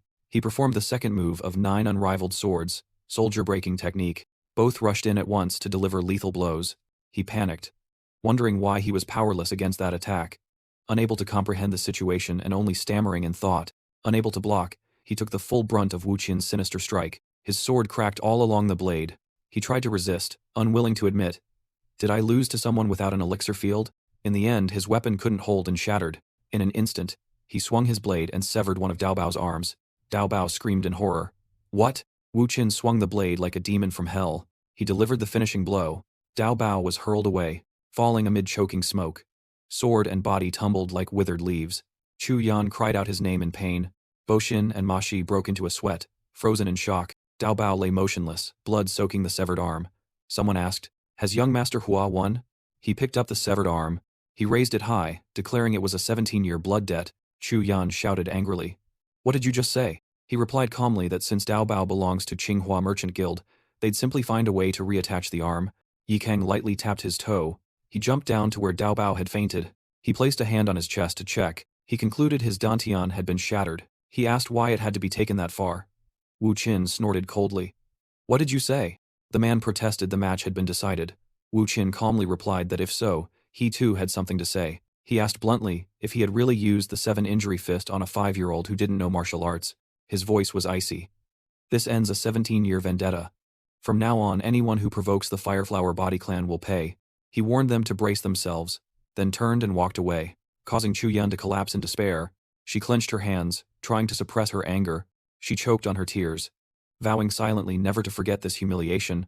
The martial artists stood stunned, mouths agape at what had happened. Only when Wu Qian hoisted his blade and left did they erupt in cheers. The crowd buzzed. He crushed the outer Kongdong disciples in a few moves. His swordplay was strange, like a peerless master appearing. Ma Shi and Bo Xin rushed after him, calling, "Young Master Hua," he said. Back to the residence. Bo Xin was puzzled, but obeyed, watching his figure. The man thought silently. When did young Master Hua's shoulders become so broad? He suddenly called, "Chief Steward Du." Startling the steward into answering, he hinted vaguely about that matter, making the steward panic and wonder if the young master had learned of the escape. He cleared his throat and asked if the gold given to him had all been spent. The steward sighed and said he had kept some. Wu Qian muttered he'd have to stop by Guardian Gate Sect for money as he left, complaining the meat had been terrible these past days. Just as the steward thought that was it, Wu Qian added, "One more thing." He said he wouldn't mind if Elder Zhao and the martial artists wanted to leave the clan. The steward was stunned when he continued. But if they dared separate him from his 2 siblings, Wu Qian warned coldly, they'd have to bet their lives. In a remote but peaceful mountain area, Huang Feng sat with Dao Zhen and Su Yan. The girl grabbed his hair, scolding him. The boy pouted with hands on hips, and he hurriedly opened the pigeon letter to reassure them before reading. Huang Feng cried out in panic. "Oh no!" startling the girl who was still holding his hair. He lamented the letter. The escape plan was exposed and demanded young Master Hua return immediately. Wu Qian spoke plainly. "And regarding money, it's time to settle accounts." Bo Xin froze. Wu Qian pointedly said he intended to settle with Guardian Gate Sect. Didn't he think so? He told Chief Steward Du to rest easy. Though the steward worried, seeing the young master was different now. Seeing his concern, Wu Qin said he was overthinking, but the steward still warned him not to get involved with Su assassination sect. Wu Qin gave a perfunctory reply and left. Though he had gone, the steward watched him leave, uneasy. Ma Shi quietly asked if he really intended to go to Guardian Gate sect. He answered, yes, leaving it be only makes things worse. Handle it now. He smiled and told Ma Shi to always stay close. The boy was flustered but obeyed. Cut to the lending department of Guardian Gate sect. Zhongbao came out to meet him, quietly surprised to unexpectedly see him again. He remembered how he crippled second young master Qing Hua, and Wu Qin simply said, I'm here to settle the debt. He looked around and teased. It's so quiet here, went bankrupt. He kept his manners, saying the gamblers came to watch his match. Wu Qin nodded. Ah, they all came to see me. He asked. You lot probably took bets on me, right? Zhongbao bowed in panic to apologize. But Wu Qin coolly asked, the odds favored me. Did you make a good profit? He went pale and answered, yes. Then a bad premonition hit him. Wu Qin continued. You profited because of me. Are you going to pretend otherwise? Annoyed, he still respectfully said he'd repay the debt. Wu Qin smiled faintly and sat. Good, I like to hear that. He looked at Wu Qin, sensing he was stronger and different now, cold, steady. The aura of a deadly martial artist. He asked where their big boss was, and Zhongbao wearily asked why. Wu Qin slammed the table. I don't like asking twice. Before he finished, the gang leader suddenly appeared. The round, chubby man was gang leader Kui Yongyi. Wu Qin mocked his octopus-like head. The leader didn't argue, only said he'd heard about him, which made Wu Qin bristle and retort. He glanced and asked if the kid behind the leader was a subordinate. Offended by Wu Qin's insolence, the man flew into a rage. He shouted, You're bold with your tongue, you're eyeing my goods. I'm He Ziying of Su assassination sect. Wu Qin thought to himself that he was from Su assassination sect, then angrily said, Who let you interfere? Want to die? The man curled a half smile. Then he lunged forward, shouting, Come on, try to kill me. Wu Qin remained composed. Anyone who dared block his path wouldn't escape. As he spoke, he fired a needle dart, piercing a large hole through the man's hand. Ziying stumbled back in shock, not daring to close in. He forced a smile, secretly realizing Wu Qin was no ordinary youth. He praised his bravery, but Wu Qin scoffed that the old man wasn't scary. Irritated, the man charged again, ordering Wu Qin not to be arrogant. When Ziying swung down, Wu Qin immediately sprang up to evade. He drew another needle and barked.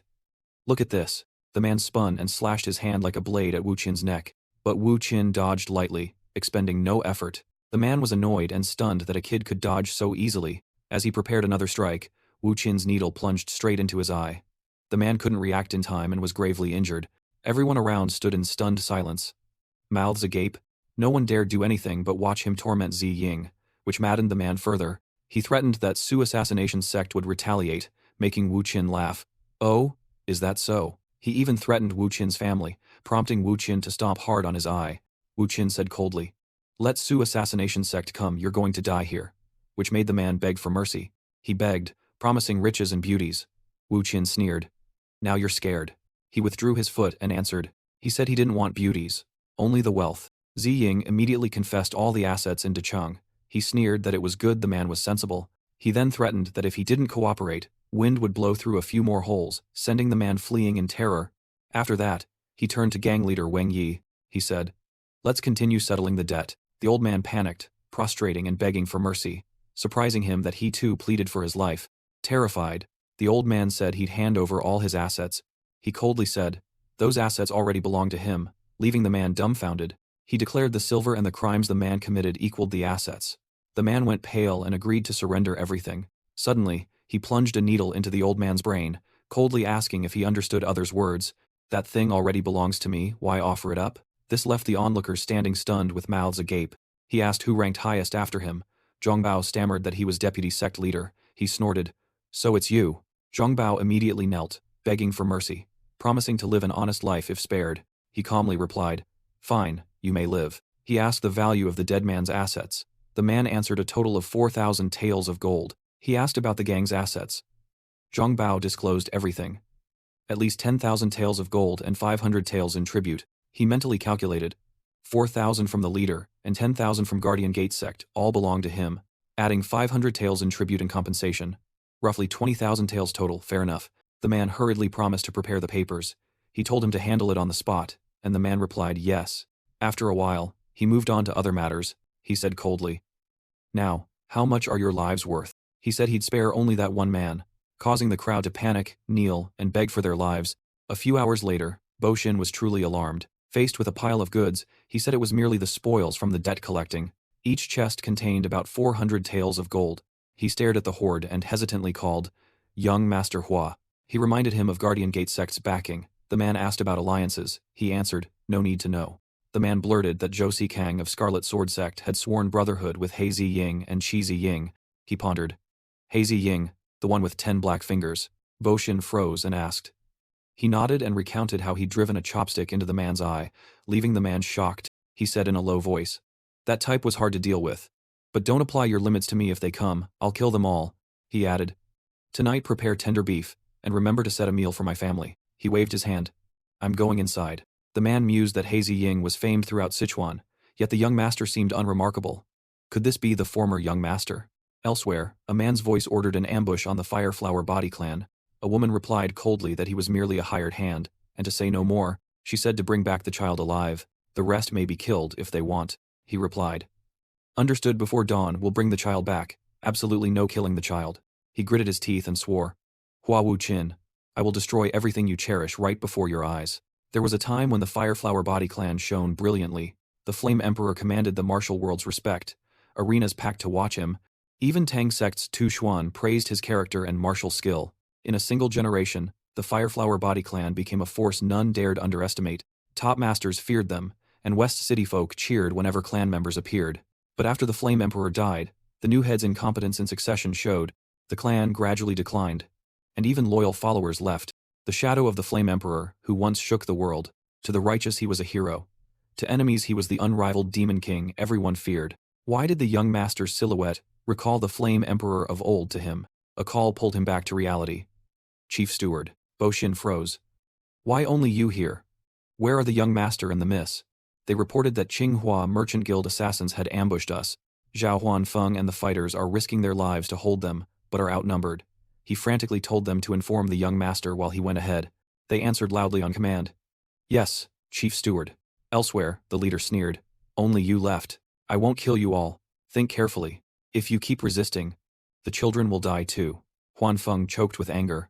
But as they prepared to rush in, a fan flew over, shattering their weapons. The fan returned to Bo Xin's hand after a few collisions. He shouted a warning. "Stand back, don't cause chaos." But they still charged, and the arrogant old man killed him. After exchanging a few moves, the other taunted, "Only send this rotten old man." They didn't know the rotten old man was stronger than them combined. Bo Xin sprang up and routed them all. Then a shadow suddenly appeared, catching him off guard. He could only bend to avoid the blow. Damn it. But at the same time, every movement of his was affected, giving them the chance to focus attacks on him one after another. Scarhead ordered, "Handle this side, keep one child, kill the rest." Bo Xin struggled to cope. When the moment came, he swung his blade. "Die, so you won't see me." He took a palm and blood spurted. At the decisive moment the attacker slashed again. Bo Xin couldn't react, stood taking the blows. Falling to the ground before the children, the attacker planned to move on, deciding who to kill and who to spare. Dao Zhen stepped forward because the little girl trembled and called for him. He made a move. "You want that? Then you die yourself." Suddenly a scream shook the heavens and earth, making the whole group startle. "Stop!" It turned out to be Wu Qin. With a crazed expression on his face, they realized, isn't that Hua Wu Qin gone mad? They debated. Killing Hua Wu Qin might fail, but block his path and kill him. As he charged, the man still threatened, "You won't see the dawn, Hua Wu Qin." He couldn't assess an opponent's skill only good at intimidation. Instantly, he shattered the blade in his hand. The sword was cleaved in two by him. He was still stunned from the earlier energy break. Within seconds, he was defeated by Wu Qin. Bald-head man panicked. What the hell was that? Still, they clung to hope and surged forward together. Kill him. All the remaining men frantically rushed forward. To give Wu Qin time to deal with them, he used the 9 absolute sword, 5th form, striking everyone before him. Before they could react, they were felled by Wu Qin. A few still remained and recklessly charged, but he easily dodged them. He narrowed his eyes and struck with force. He even knocked one back, decapitating him. The head fell to the ground, which unnerved the others, who wondered what kind of monster he was. Wu Qin immediately lunged and severed his right arm. He collapsed in pain. He warned, "Don't move if you want to live." Wu Qin glared angrily at the family. Seeing everyone safe, especially the children, he relaxed. Only then did the little girl slowly open her eyes and look at him. she whispered. Hua Wu Qin. Her brother covered his eyes. Don't look, Su Yan asked blankly. What are you doing? Is that Hua Wu Qin? Did he defeat them all? But Dao Zhen still covered his eyes. I said don't look, Wu Qin asked. Are you two all right? The boy stammered. I'm fine. He softened. You must have been very scared. The boy shook his head. No, I'm from a martial family. He ruffled Dao Zhen's hair and smiled kindly. Good boy, well done. He ordered, Elder Zhao, take the wounded and the two children back to the manor. Yes, young master. They carried off the wounded. He turned to the last man. Now then, planning to complain forever about your missing arm. You were sent by a spy from the Qinghua Merchant Guild, weren't you? Tell the truth, and I might spare you. He panicked. You really will spare me, he snapped. Don't make me repeat myself, or I'll kill you all right here. He confessed. It was Fu Chu Yan, head of the Qinghua Merchant Guild. She hired us through the Purple Forest Gang. He asked, will you really spare me? Wu Qin picked up his sword and said, if you want to live, go tell her this. Make clear how Hua Wu Qin of the Fireflower Body Clan annihilated her men. And tell her the next one who comes for her will be me. When people saw Wu Qin walking down the blood-streaked road, they whispered excitedly, calling him the madman of the Fireflower clan. His illness worsening, seeing him covered in blood on the avenue, no one dared mock or remain indifferent. Thus Hua Wu Qin, once called the Mad Young Master or Maniac Young Master, from then on people changed their words and called him the Hidden Dragon of Xixiang. When Wu Qin opened the door to the house and stepped inside, Ma Shi ran over, his face full of worry. Before she could hug him, she was pushed away. She asked rapidly, is the young master back to normal? He's okay, right? He replied. Yes. Then she asked, is everyone in the infirmary? He nodded. Yes. Not everyone is intact. The second young master and the young lady have been taken to the infirmary to stabilize their minds. Wu Qin praised. Good, go prepare the bath now. He replied, understood, will do. And that evening, under the quiet moon, Wu Qin sat soaking in the tub, lost in thought about the past, remembering the time the boy stood in to take the blows. His expression darkened as he told himself to steady his mind. A martial child shouldn't have to endure that. But he didn't want to expose the world's cruelty to the two of them. He only wanted them to hear virtuous things and see good deeds. He saw the children's figures there. He unconsciously looked at his reflection on the water. He watched in silence, then let his hands fall as if nothing had happened. He stared blankly at the moonlight through the crack in the door. The next day in the pharmacy, voices rose in alarm. What, the Scarlet Flame Heart method? Wu Qin replied. Yes, that very thing. Why are you startled? Did I say something improper? Huan Feng put that aside and asked. May I ask why you need that mind method? Making his eyes twitch? Wu Qin teased. Afraid I'll rip it to pieces again. He was awkward. No, it's not that, Wu Qin said sternly. You must not teach the secret manual now. From tomorrow I'll personally train the two children. He observed. I can tell from your face you doubt me. He denied it. Not at all. Wu Qin sighed to reassure him. Don't worry, Zhao Huanfeng will be fine. Yes, understood. After discussion, he produced a stack of papers. This is the mind method copy. Wu Qin took it and left. I'm off, rest up. They bowed respectfully. Young master, take care. After he left, Huanfeng sighed anxiously. Will this be okay? Bo Xin reassured him. Don't worry, having seen the young master's powerful swordsmanship, it saved us and sped our recovery. Huanfeng felt somewhat relieved. His recent madness had stopped. Body and mind changed, almost fully recovered. The reclusive sage's method must have worked. But could that method really accelerate his martial progress so rapidly? I've never heard of such a thing. Bo Xin also doubted. Such sudden improvement could only be due to a fated CU. Rare encounter. Not an ordinary chance, surely meeting an extraordinary master. No other reason. The 17-year shadow pressing on the Fireflower Body Clan might now be lifting. In the training ground, Wu Qin taught the kids butterfly dance, or yellow bee resonance. Su Yan blinked. Brother? What did you say? He clarified to make it simpler. When the opponent is frozen at your feet, move lightly and gracefully, like a butterfly in the wind. This basic technique I created, honed from bloody battles. Which amazed the children. Su Yan wondered. Strange, you haven't fought in real combat before. Dao Zhen signaled. Idiot. Don't say it aloud. Wu Qin cleared his throat. Enough theory. Now practical, use basic fists to attack me. Both eagerly launched their moves. Here I come. But when both charged at the same time, he was so surprised he froze. Because the children simply fought from habit, without proper form. Wu Qin was stunned. What is this? What on earth are these two doing? Such clumsy moves. Are they really descendants of a martial family, or just too young? Still, it's ridiculous they can't even keep balance or control their bodies properly. Wu Qin suddenly shouted, "Enough!" The children, stunned, withdrew their hands from him. He cupped his head, weary. "My head hurts, let's stop training for today." The girl worried. "Young master, are you all right?" "We didn't hit your head," he said. "You have greater potential than expected. First, strengthen your bodies, then learn advanced moves. Now go rest, see you tonight." His praise excited the children. They couldn't sleep that night, but the kids didn't know. Wu Qin was still grumbling this wouldn't be easy. He chuckled, thinking master must have endured many hardships. A disciple's fault that severed the clan's martial vein, but I will restore its glory and revive the Fireflower Body clan's traditional martial arts. I'll find that bastard with the cursed bladeless mark, the one I, demon god Zheng Tian, couldn't beat in a past life. After thinking, Wu Qin drew his blade. He took a stance to train. No matter what, I'll kill him. Wu Qin's gaze was sharp and resolute. Now he could lift the sword with one hand. As he swung, he savored the feeling. He felt chi flowing throughout heaven and earth. He followed the momentum, each swing stronger than the last. His body flowed gracefully with the rhythm of the blade. Each time he swung in the old form, the speed increased. That afternoon, Wu Qin trained tirelessly and joyfully with his sword.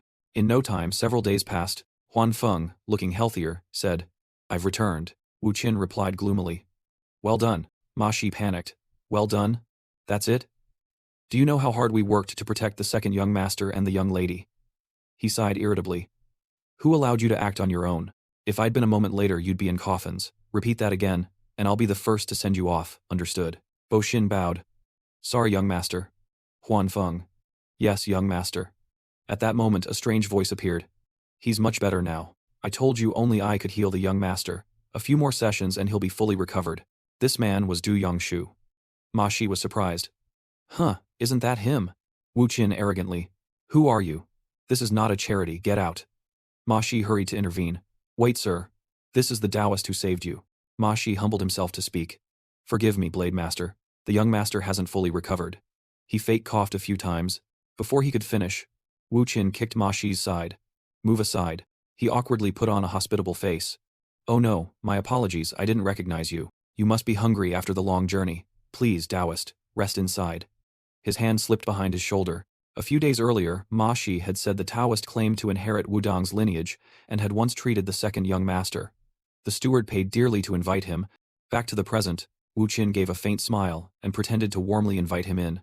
Yongshu, thinking himself a guest, stepped in quite naturally. But he had no idea how treacherous the person who let him in really was. As soon as the manor door closed, Wu Qin changed his tone and asked, "You are the heir to the Wudong lineage, right?" He had no doubts and replied calmly, "Yes, I alone inherit the essence of the Wudong lineage, Bai Xian." Immediately Wu Qin lunged at him like an arrow. He bared a murderous grin and sneered, "Are you the one everyone's been talking about?" Strange which, Wudong has someone with such a big nose as heir, causing him to go pale. Before he could finish, Wu Qin barked, "Hey, big nose, confess now, or I'll send you to meet your ancestors." He stubbornly clung to the false title and tried to explain, but fell silent when Wu Qin drew his blade. "If you're a Wudang disciple, you should dodge a few basic sword strikes," he heard. And fear made him step back repeatedly. Wu Qin immediately swung his sword downward to test him. He was so terrified he wet himself and collapsed, while Ma Shi beside him could only stand and watch. Wu Qin snapped, "Shut up and fetch me a ladle of water." A moment later, a large ladle of water was splashed down. It turned out Wu Qin poured the ladle straight over his back to sober him up. Yongshu angrily shouted, but was immediately grabbed by his fake beard, by Wu Qin. He pulled so hard the veins in his arms stood out and his eyes bulged. The fake beard was yanked off and flew into the air. Everyone gaped, speechless. It turned out it was just a fake beard, bought at the market for 36 cash. Wu Qin sneered, "Using 502 glue from the Troop Di Bang, sticks well fraud." After a while, the group dragged him to the inn's counter. 4 people stood before Yongshu and demanded, "You've got nerve, scamming a martial family, old and still deceitful." Ma Shi whispered worriedly, and Wu Qin pondered, "Of course we can't let this go." Then his face turned demonic as he threatened to chop off limbs, making him panic and beg for mercy. Wu Qin softened his voice, "Just kidding, who'll pay if I kill you? I'll only chop a few necessary parts." He trembled, pleading to keep his body intact, and promised to return all the money he had scammed. Wu Qin nodded but added, "Also count the fee for limbs and valuables." And he panicked and agreed to everything. He grinned with satisfaction and continued demanding warranty fees for limbs and valuables, which terrified him into paying everything. After bargaining, Wu Qin called the steward to ask how much the swindler had taken. Bo Xin replied, 50 taels of gold. Wu Qin sneered. Pathetic. At your age you're still so naive. Bo Xin awkwardly explained, but Wu Qin cut in. Enough. Let's go, I don't want to hear any more. Wu Qin stressed. Here. This starting price is 50 taels of gold. He kowtowed. I don't have that now. If to Jin Yang then. He interrupted. It's 2 hours that way lead the way. Huan Feng moved to follow, but he shouted, Enough your hands are crippled and you still want legs? What for to help me clean up corpses? Don't be absurd, stay obediently inside. Which silenced him. He strode out angrily, the swindler trailing behind in confusion. Yes, yes. Bo Xin and Huan Feng stood behind, still stunned by Wu Qin's unpleasant manner. Bo Xin thought to himself, Don't worry, this man is no longer the young master we once knew. After a while, the swindler led him to the carriage. Wu Qin followed behind to stay on guard. He muttered. Damn. Should have borrowed a fresh horse, how poor is this clan that they don't even have one? Arriving, the man stammered. This is my carriage. Please board, sir. Wu Qin sneered. Ah, you've scammed a tidy sum. A rare 4-horse carriage, 50 taels of gold does make sense. Wu Qin stepped into the carriage. The interior made him sigh. The carriage was too lavish for the clan. Opulent and splendid, he stammered. The leather is well wrapped because I travel a lot, spend much time in the carriage. Wu Qin teased. Very dedicated to your craft, why not do some good? He bowed his head. I'll do that one day, sir. He lay down. I'll nap a bit, wake me when we arrive. The man obediently. Yes, please rest. Watching Wu Qin sleep soundly after torturing him, Yang Shu felt resentment toward this rough-looking fellow. He turned to the driver, and they set off. The deeper they went, the more the scene blurred. The fog grew thicker and thicker. When they reached a certain point, he quickly stopped the carriage.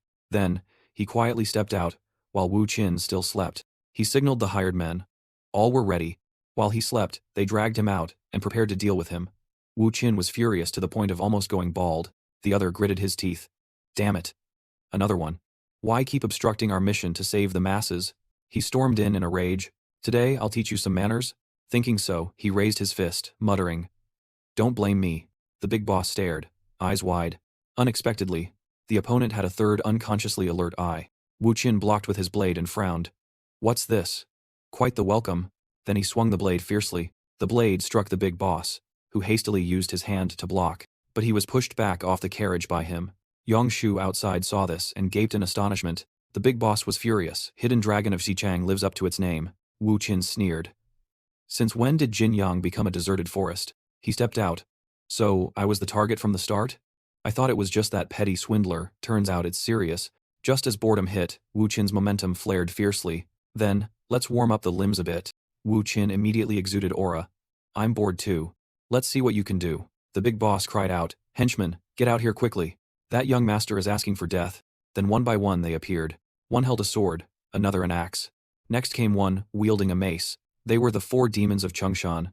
Wu Qin feared no one. Your look is loathsome. Like a devil from hell, how strong is that demonic aura? He drew his blade. You have quite an array of weapons. A powerful aura radiated from him, confirming his might. They all turned pale. He spoke softly. Let's see what you can do. Saying that, Wu Qin charged with his blade. The big boss saw it but couldn't dodge. He could only stand and use his hands to block. The others turned to look back. They saw the big boss pushed far back into an open patch of ground. They screamed in fury. That bastard? Attacking just one person? Save him. Blocking while thinking. Damn. He lunges like an iron mace. They thought Wu Qin's strength was terrifying. In moments, the big boss was shoved flat onto his back. His weapon flew up into the sky. He couldn't react to the bold strike. Wu Qin sneered. You seem nothing special. He kicked him square in the face, sending him rolling on the ground. Fourth brother finally caught up, but as he moved to seize Wu Qin, before he could, Wu Qin dodged precisely, and landed a jarring elbow strike. They feigned fear, because third brother was about to make a move. At the same time, second brother rushed over. The two flanking him attacked, looking fierce but actually weak. Wu Qin's superior strength led him to target the weakest, second brother. After knocking him out, Wu Qin immediately sprang up. He dashed straight toward third brother nearby. He swung his blade down. Third brother hurriedly raised his sword to block. The sword was too thin, and was split in two by Wu Qin in an instant. He chopped straight at his head. The man had no time to react. Nearly killed. Third brother just managed to tilt his head and dodge, but immediately after, Wu Qin delivered a powerful kick to his gut. He was kicked and tumbled backward. Third brother clutched his belly, writhing in pain. Looking at them, he hesitated. Yes, this was demonic kung fu. Why did such arts appear in the Central Plains? He sighed, not wanting to kill these junior disciples practicing demonic arts. What could he do? Suddenly, The big boss stepped forward. Wait. He knelt before Wu Qin and begged. We are defeated. Please spare our lives. Yongshu cursed inwardly, surprised the 4 demons of Chengshan were so decisively beaten. The big boss admitted. After a few moves we realized we couldn't match you. Wu Qin smirked. Then why drag it out? Enjoy being beaten. He nodded. Fine. I'll spare you. But then he said coldly. I will cripple your dantian and sever your meridians. The big boss turned ashen. Sir, he kowtowed repeatedly. We only followed orders. Please don't destroy our path as martial artists. Wu Qin taunted. Still whining like a child at your age? He asked. Who taught you martial arts? The man froze. Huh, what do you mean? He repeated. Who is your master? His demonic aura made him more suspicious. In the Central Plains few bear such aura. Who taught you demonic arts? He confessed. Even when he died we still didn't know his real name. Wu Qin annoyed. A disciple who doesn't know his master's name. The big boss timidly. He forbade us from seeking other disciples. He remained displeased. I see. You should have trained peacefully, not become brigands. The big boss paled and denied. Brigands? No, we just helped brothers with business sometimes. Wu Qin probed. Business? You know what kind of man he was and still helped? He stubbornly replied. We thought saving people was righteous, wasn't it? He was fed up. That's enough. Get out. Stop serving him. If I see you again, consider yourselves dead. They bowed in a line. Thank you, sir. He told Yongshu. You must pay ransom for these guys, your life, and compensate for the loss of my chi and spirit. He blinked. Psychic damage? That's counted too? Wu Qin said nothing more, and left immediately. Watching the carriage vanish, the big boss recalled his master's words. We're slow-witted and gullible, choose companions carefully. When you meet someone strong and upright, follow and serve them. He smiled. Good. My intentions match yours well. On the road, the carriage suddenly stopped. Wu Qin wondered. Why stop again? He stepped out irritably. What's the matter this time? Unexpectedly, they knelt before him again, calling. Big brother, we pledge loyalty and dedicate ourselves to the Fireflower Body Clan. Please accept us. Wu Qin curled his lip. Have you been beaten so much you've gone mad? Who's a big brother? They replied. We're not yet 30. Please show mercy. Big brother. Wu Qin froze, astonished. What? You're under 30? Unbelievable. The carriage resumed rolling. The horses seemed about to strike, roaring continuously. At first, there were only 2 people on the carriage. Now 5 stubborn men clung on, extremely brazen. Wu Qin still doubted. That face at 30? He looks older than me. After a moment's thought he dropped it, as if he'd never asked. Deng Shu hadn't recovered from the spectacle before Wu Qin emptied him out in an instant. Wu Qin sighed. He couldn't understand how a demonic cultivator became a fighter in a declining orthodox clan. It made no sense. They said, Master taught that demonic cultivation is a way of life and identity, not a sect. Wu Qin wondered why an orthodox clan would accept demonic practitioners. Wouldn't it bring shame? The others squawked. Those who spoke were silenced with mouths bound, skulls crushed, and teeth broken. 4 looked about 20 but didn't appear as they seemed. He silently mocked. Charging in so arrogantly will teach you a lesson, just like those I once cherished. He snorted coldly. If you want to serve another clan, you must place your life under every order. I give no freedom. For the clan's honor, obey like a dog. They answered in unison. Understood. We delegate all decision-making to Big Brother. He went pale. Fine, do as you wish. From now on you are warriors of the Fireflower clan. They rejoiced.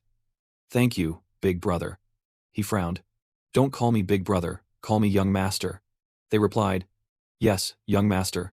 The moonlit night was long. The carriage continued toward its destination.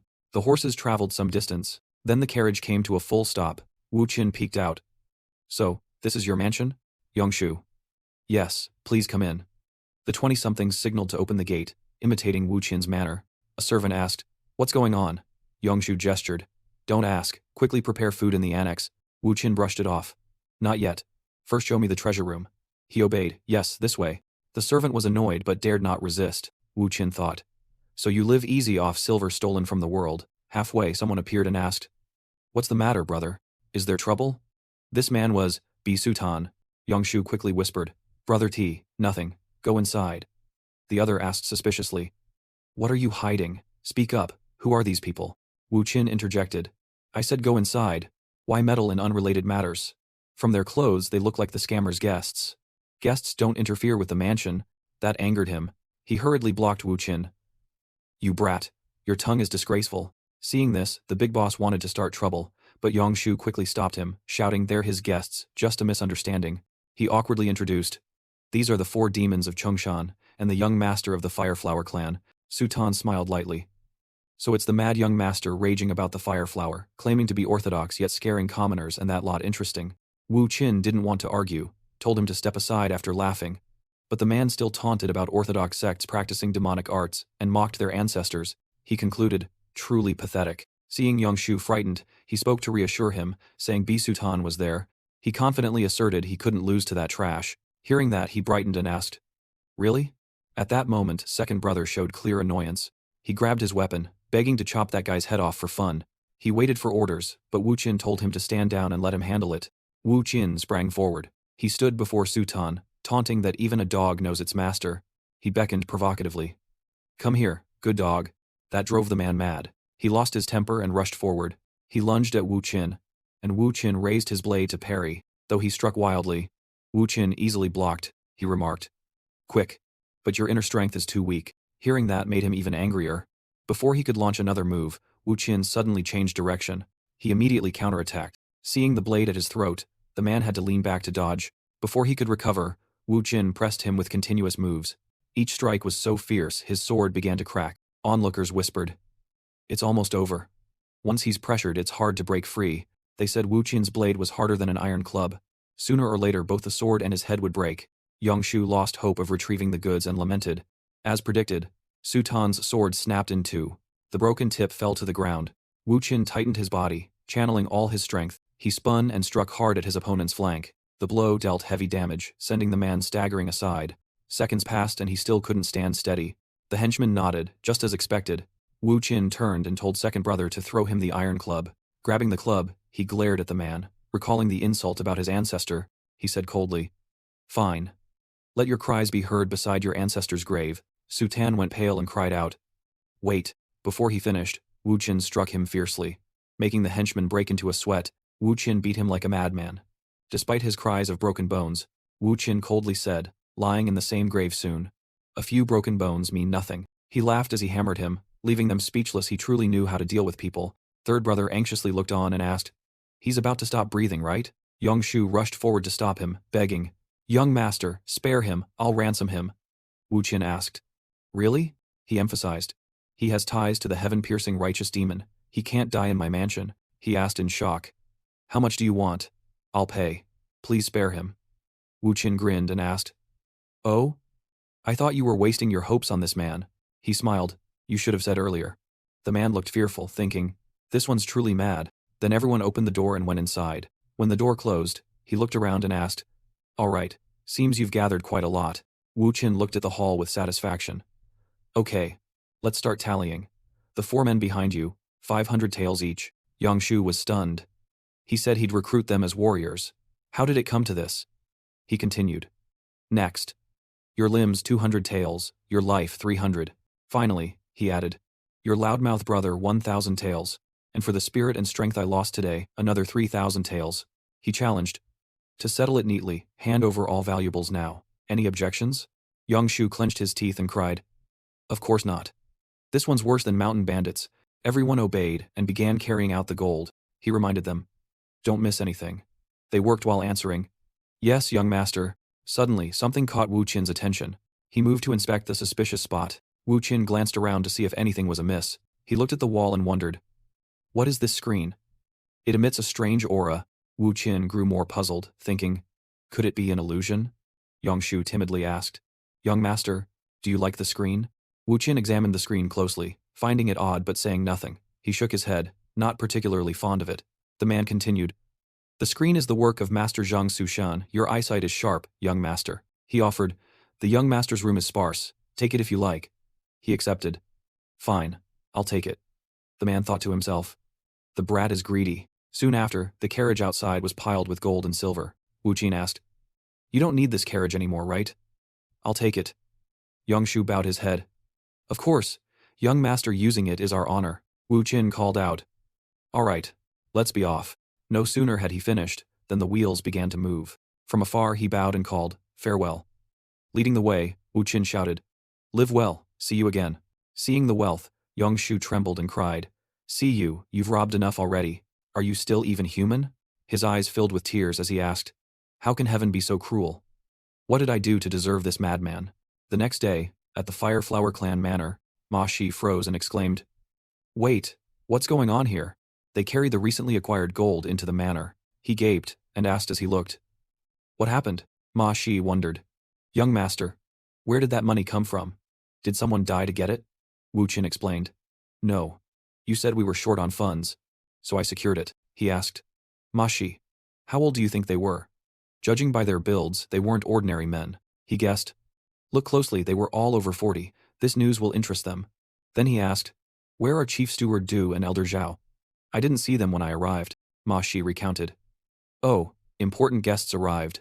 They're in the front hall and asked to be shown to the young master. He bristled. More guests? Are con men here to take money?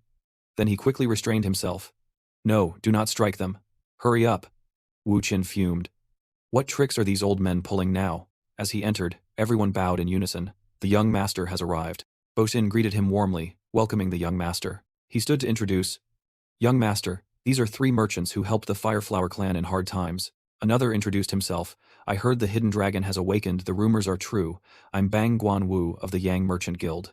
Another respectfully said, I'm Dong Guan Yu, leader of the Boundless Commerce Alliance. I'm relieved to see the young master safe. Duthon added, long time no see. I'm Hoang Duthon, head of the Golden Treasury Hall. He returned the salute. No need for such formality. He introduced himself. I'm Hua Wu Qin. Thank you all for coming. Everyone began to converse. They discussed matters pleasantly. After a while he poured tea and began. Well then, he asked bluntly. You 3 have come to demand the Fireflower clan's debts, correct? Bang Guan Wu denied it. No, we don't force repayment, we only came to congratulate the young master.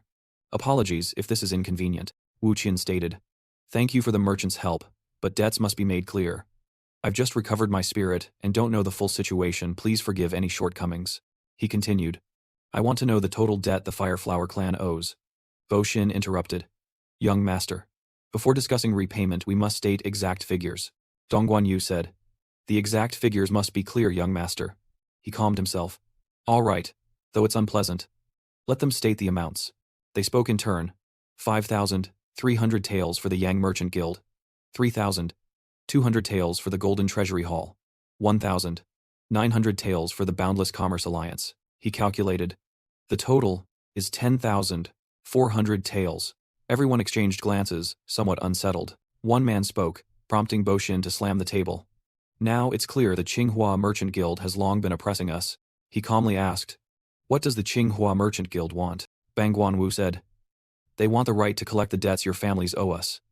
That would harm you, so we firmly refuse. Dong Guan Yu continued.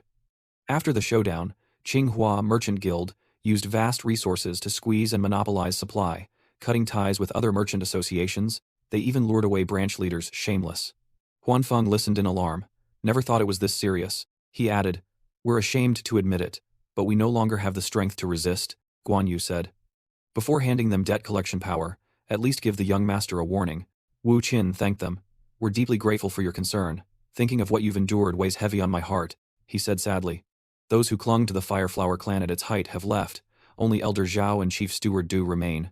He expressed his gratitude that the 3 stayed to protect the family. He slammed the table. I know little of letters, but one thing I understand. Debts of gratitude must be fully repaid, he promised. I will immediately repay all the Fireflower clan's debts to you. Everyone asked in astonishment. Is that really possible? Wu Qin vowed with determination.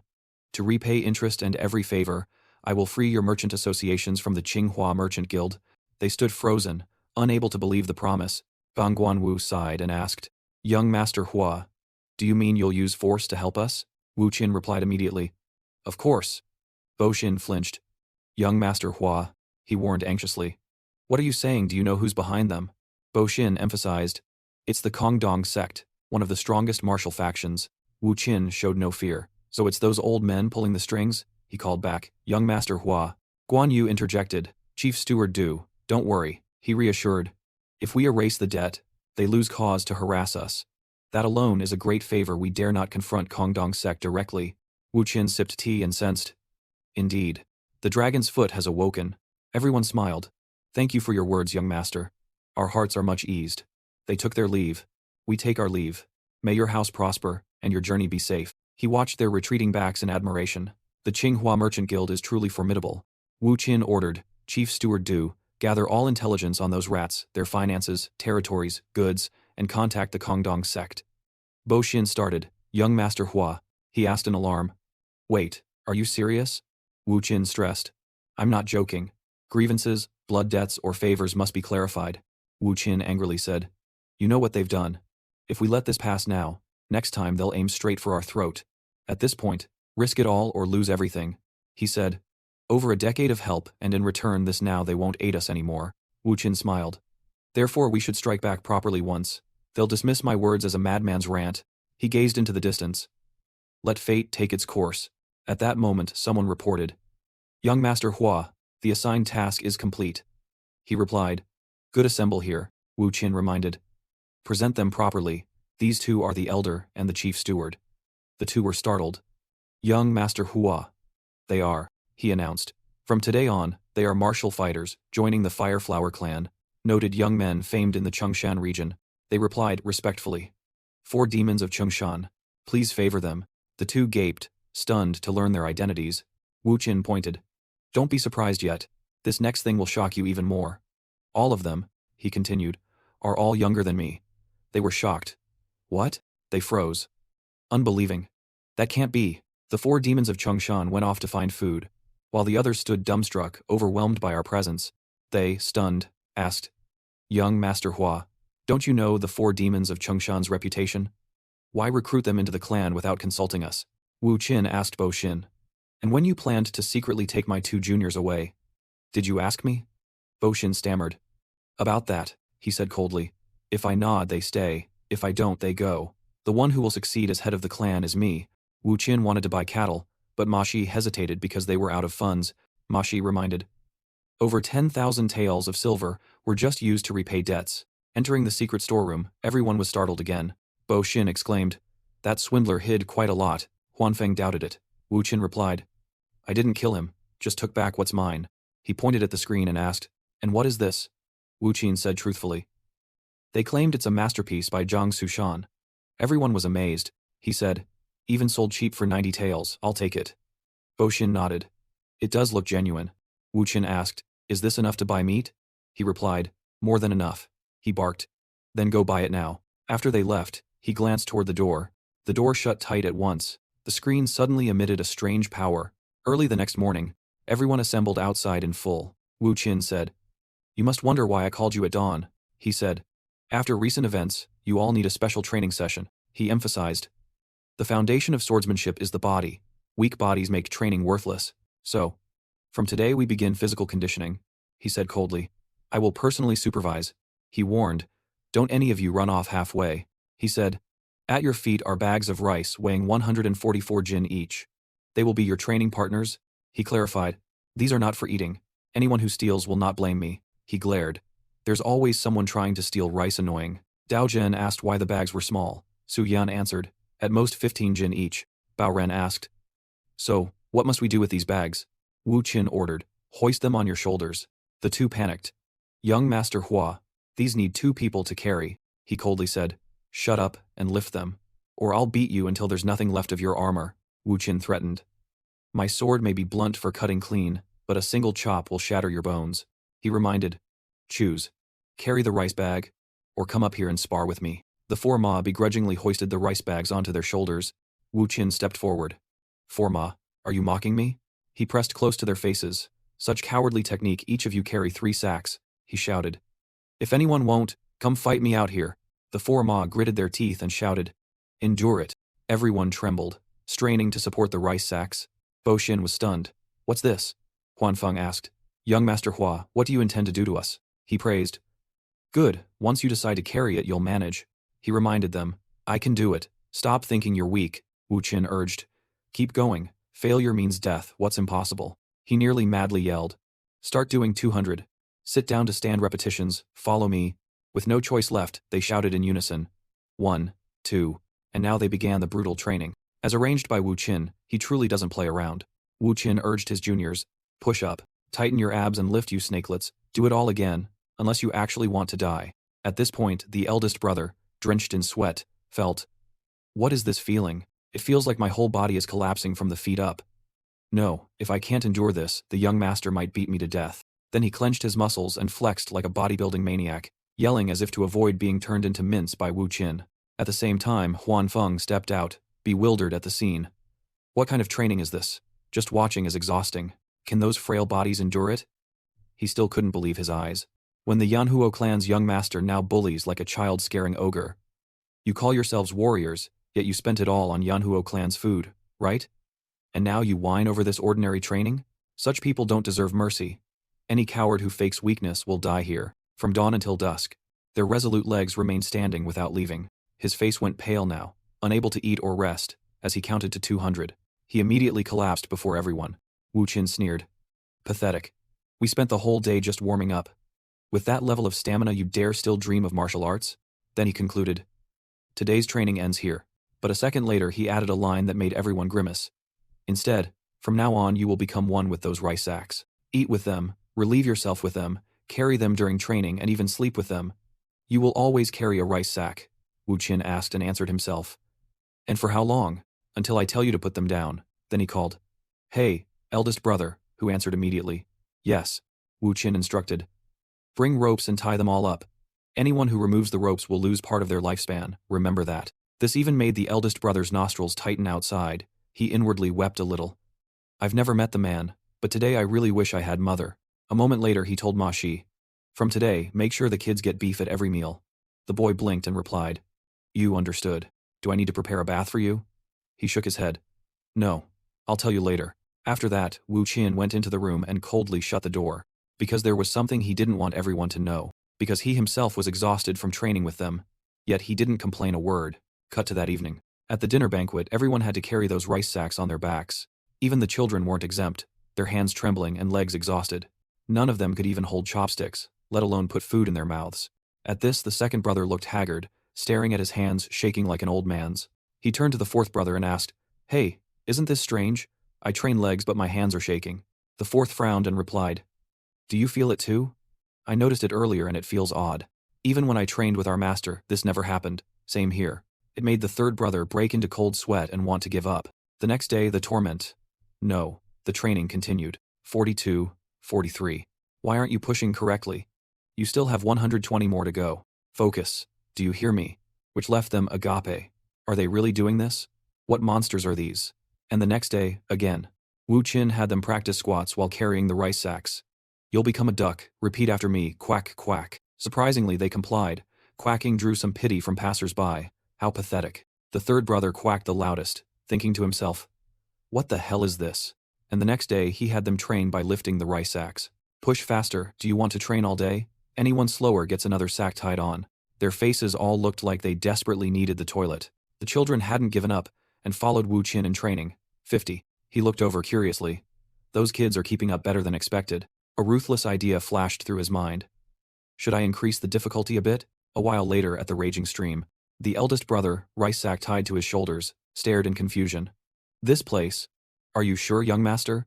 He grinned wickedly. Certainly. You must be feeling hot. Then he ordered them, cross it. They looked toward the raging stream. It was even bigger than Mrs. Tan's instant noodle pot 1,000 times over. Yet Suo Yan was thrilled. A waterfall? It must be so cool, making Dao Zhen a bit worried about his sibling, Suo Yan. The girl suddenly realized, Oh right. What about him?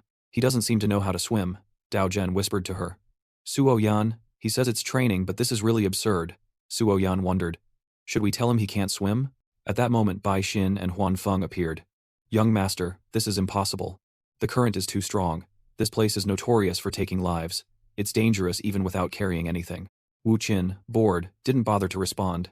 Oh please, you old men worry too much. Don't worry, I've checked it myself. Bai Xin stammered. Sir, since when have you trained like this? Wu Qin said nothing, and instead urged the others. Hey, all of you. Will you cross the river or fight me? Choose wisely. Then Wu Qin quickly jumped down.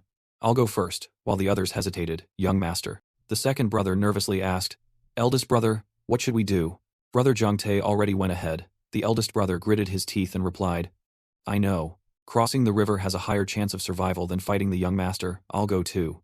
So the eldest brother and the second brother chose to jump in. Then I'll go too. Which puzzled Huan Feng. The others had to rethink. Damn it. All jump in then? Do it or die. Then they jumped after the second and eldest brothers. Meanwhile, on shore only the third brother and one other remained. What a terrifying thing. The second brother urged the man before him. If you can't do it, move aside. Then Suo Yan cheerfully followed. Don't worry, it's not like your brother will actually beat you to death. I'll go first, making Daojen flustered. Wait, the boy reassured himself. I could never tell him that. I'm a warrior of the Yanhuo clan. Then the boy gathered all his courage. He used the momentum to leap high and land perfectly. This is nothing. Then he plunged into the rushing water, which gave Huanfeng a shock. Young Master Daojen. Wu Qin led and threatened his juniors. If you fall, you'll actually die. Move your arms and legs without stopping. At the same time, Daojen gradually surfaced and gasped for air. He reassured himself, I can do this, I can do this. As he swam, he kept faith in himself. I can manage this too.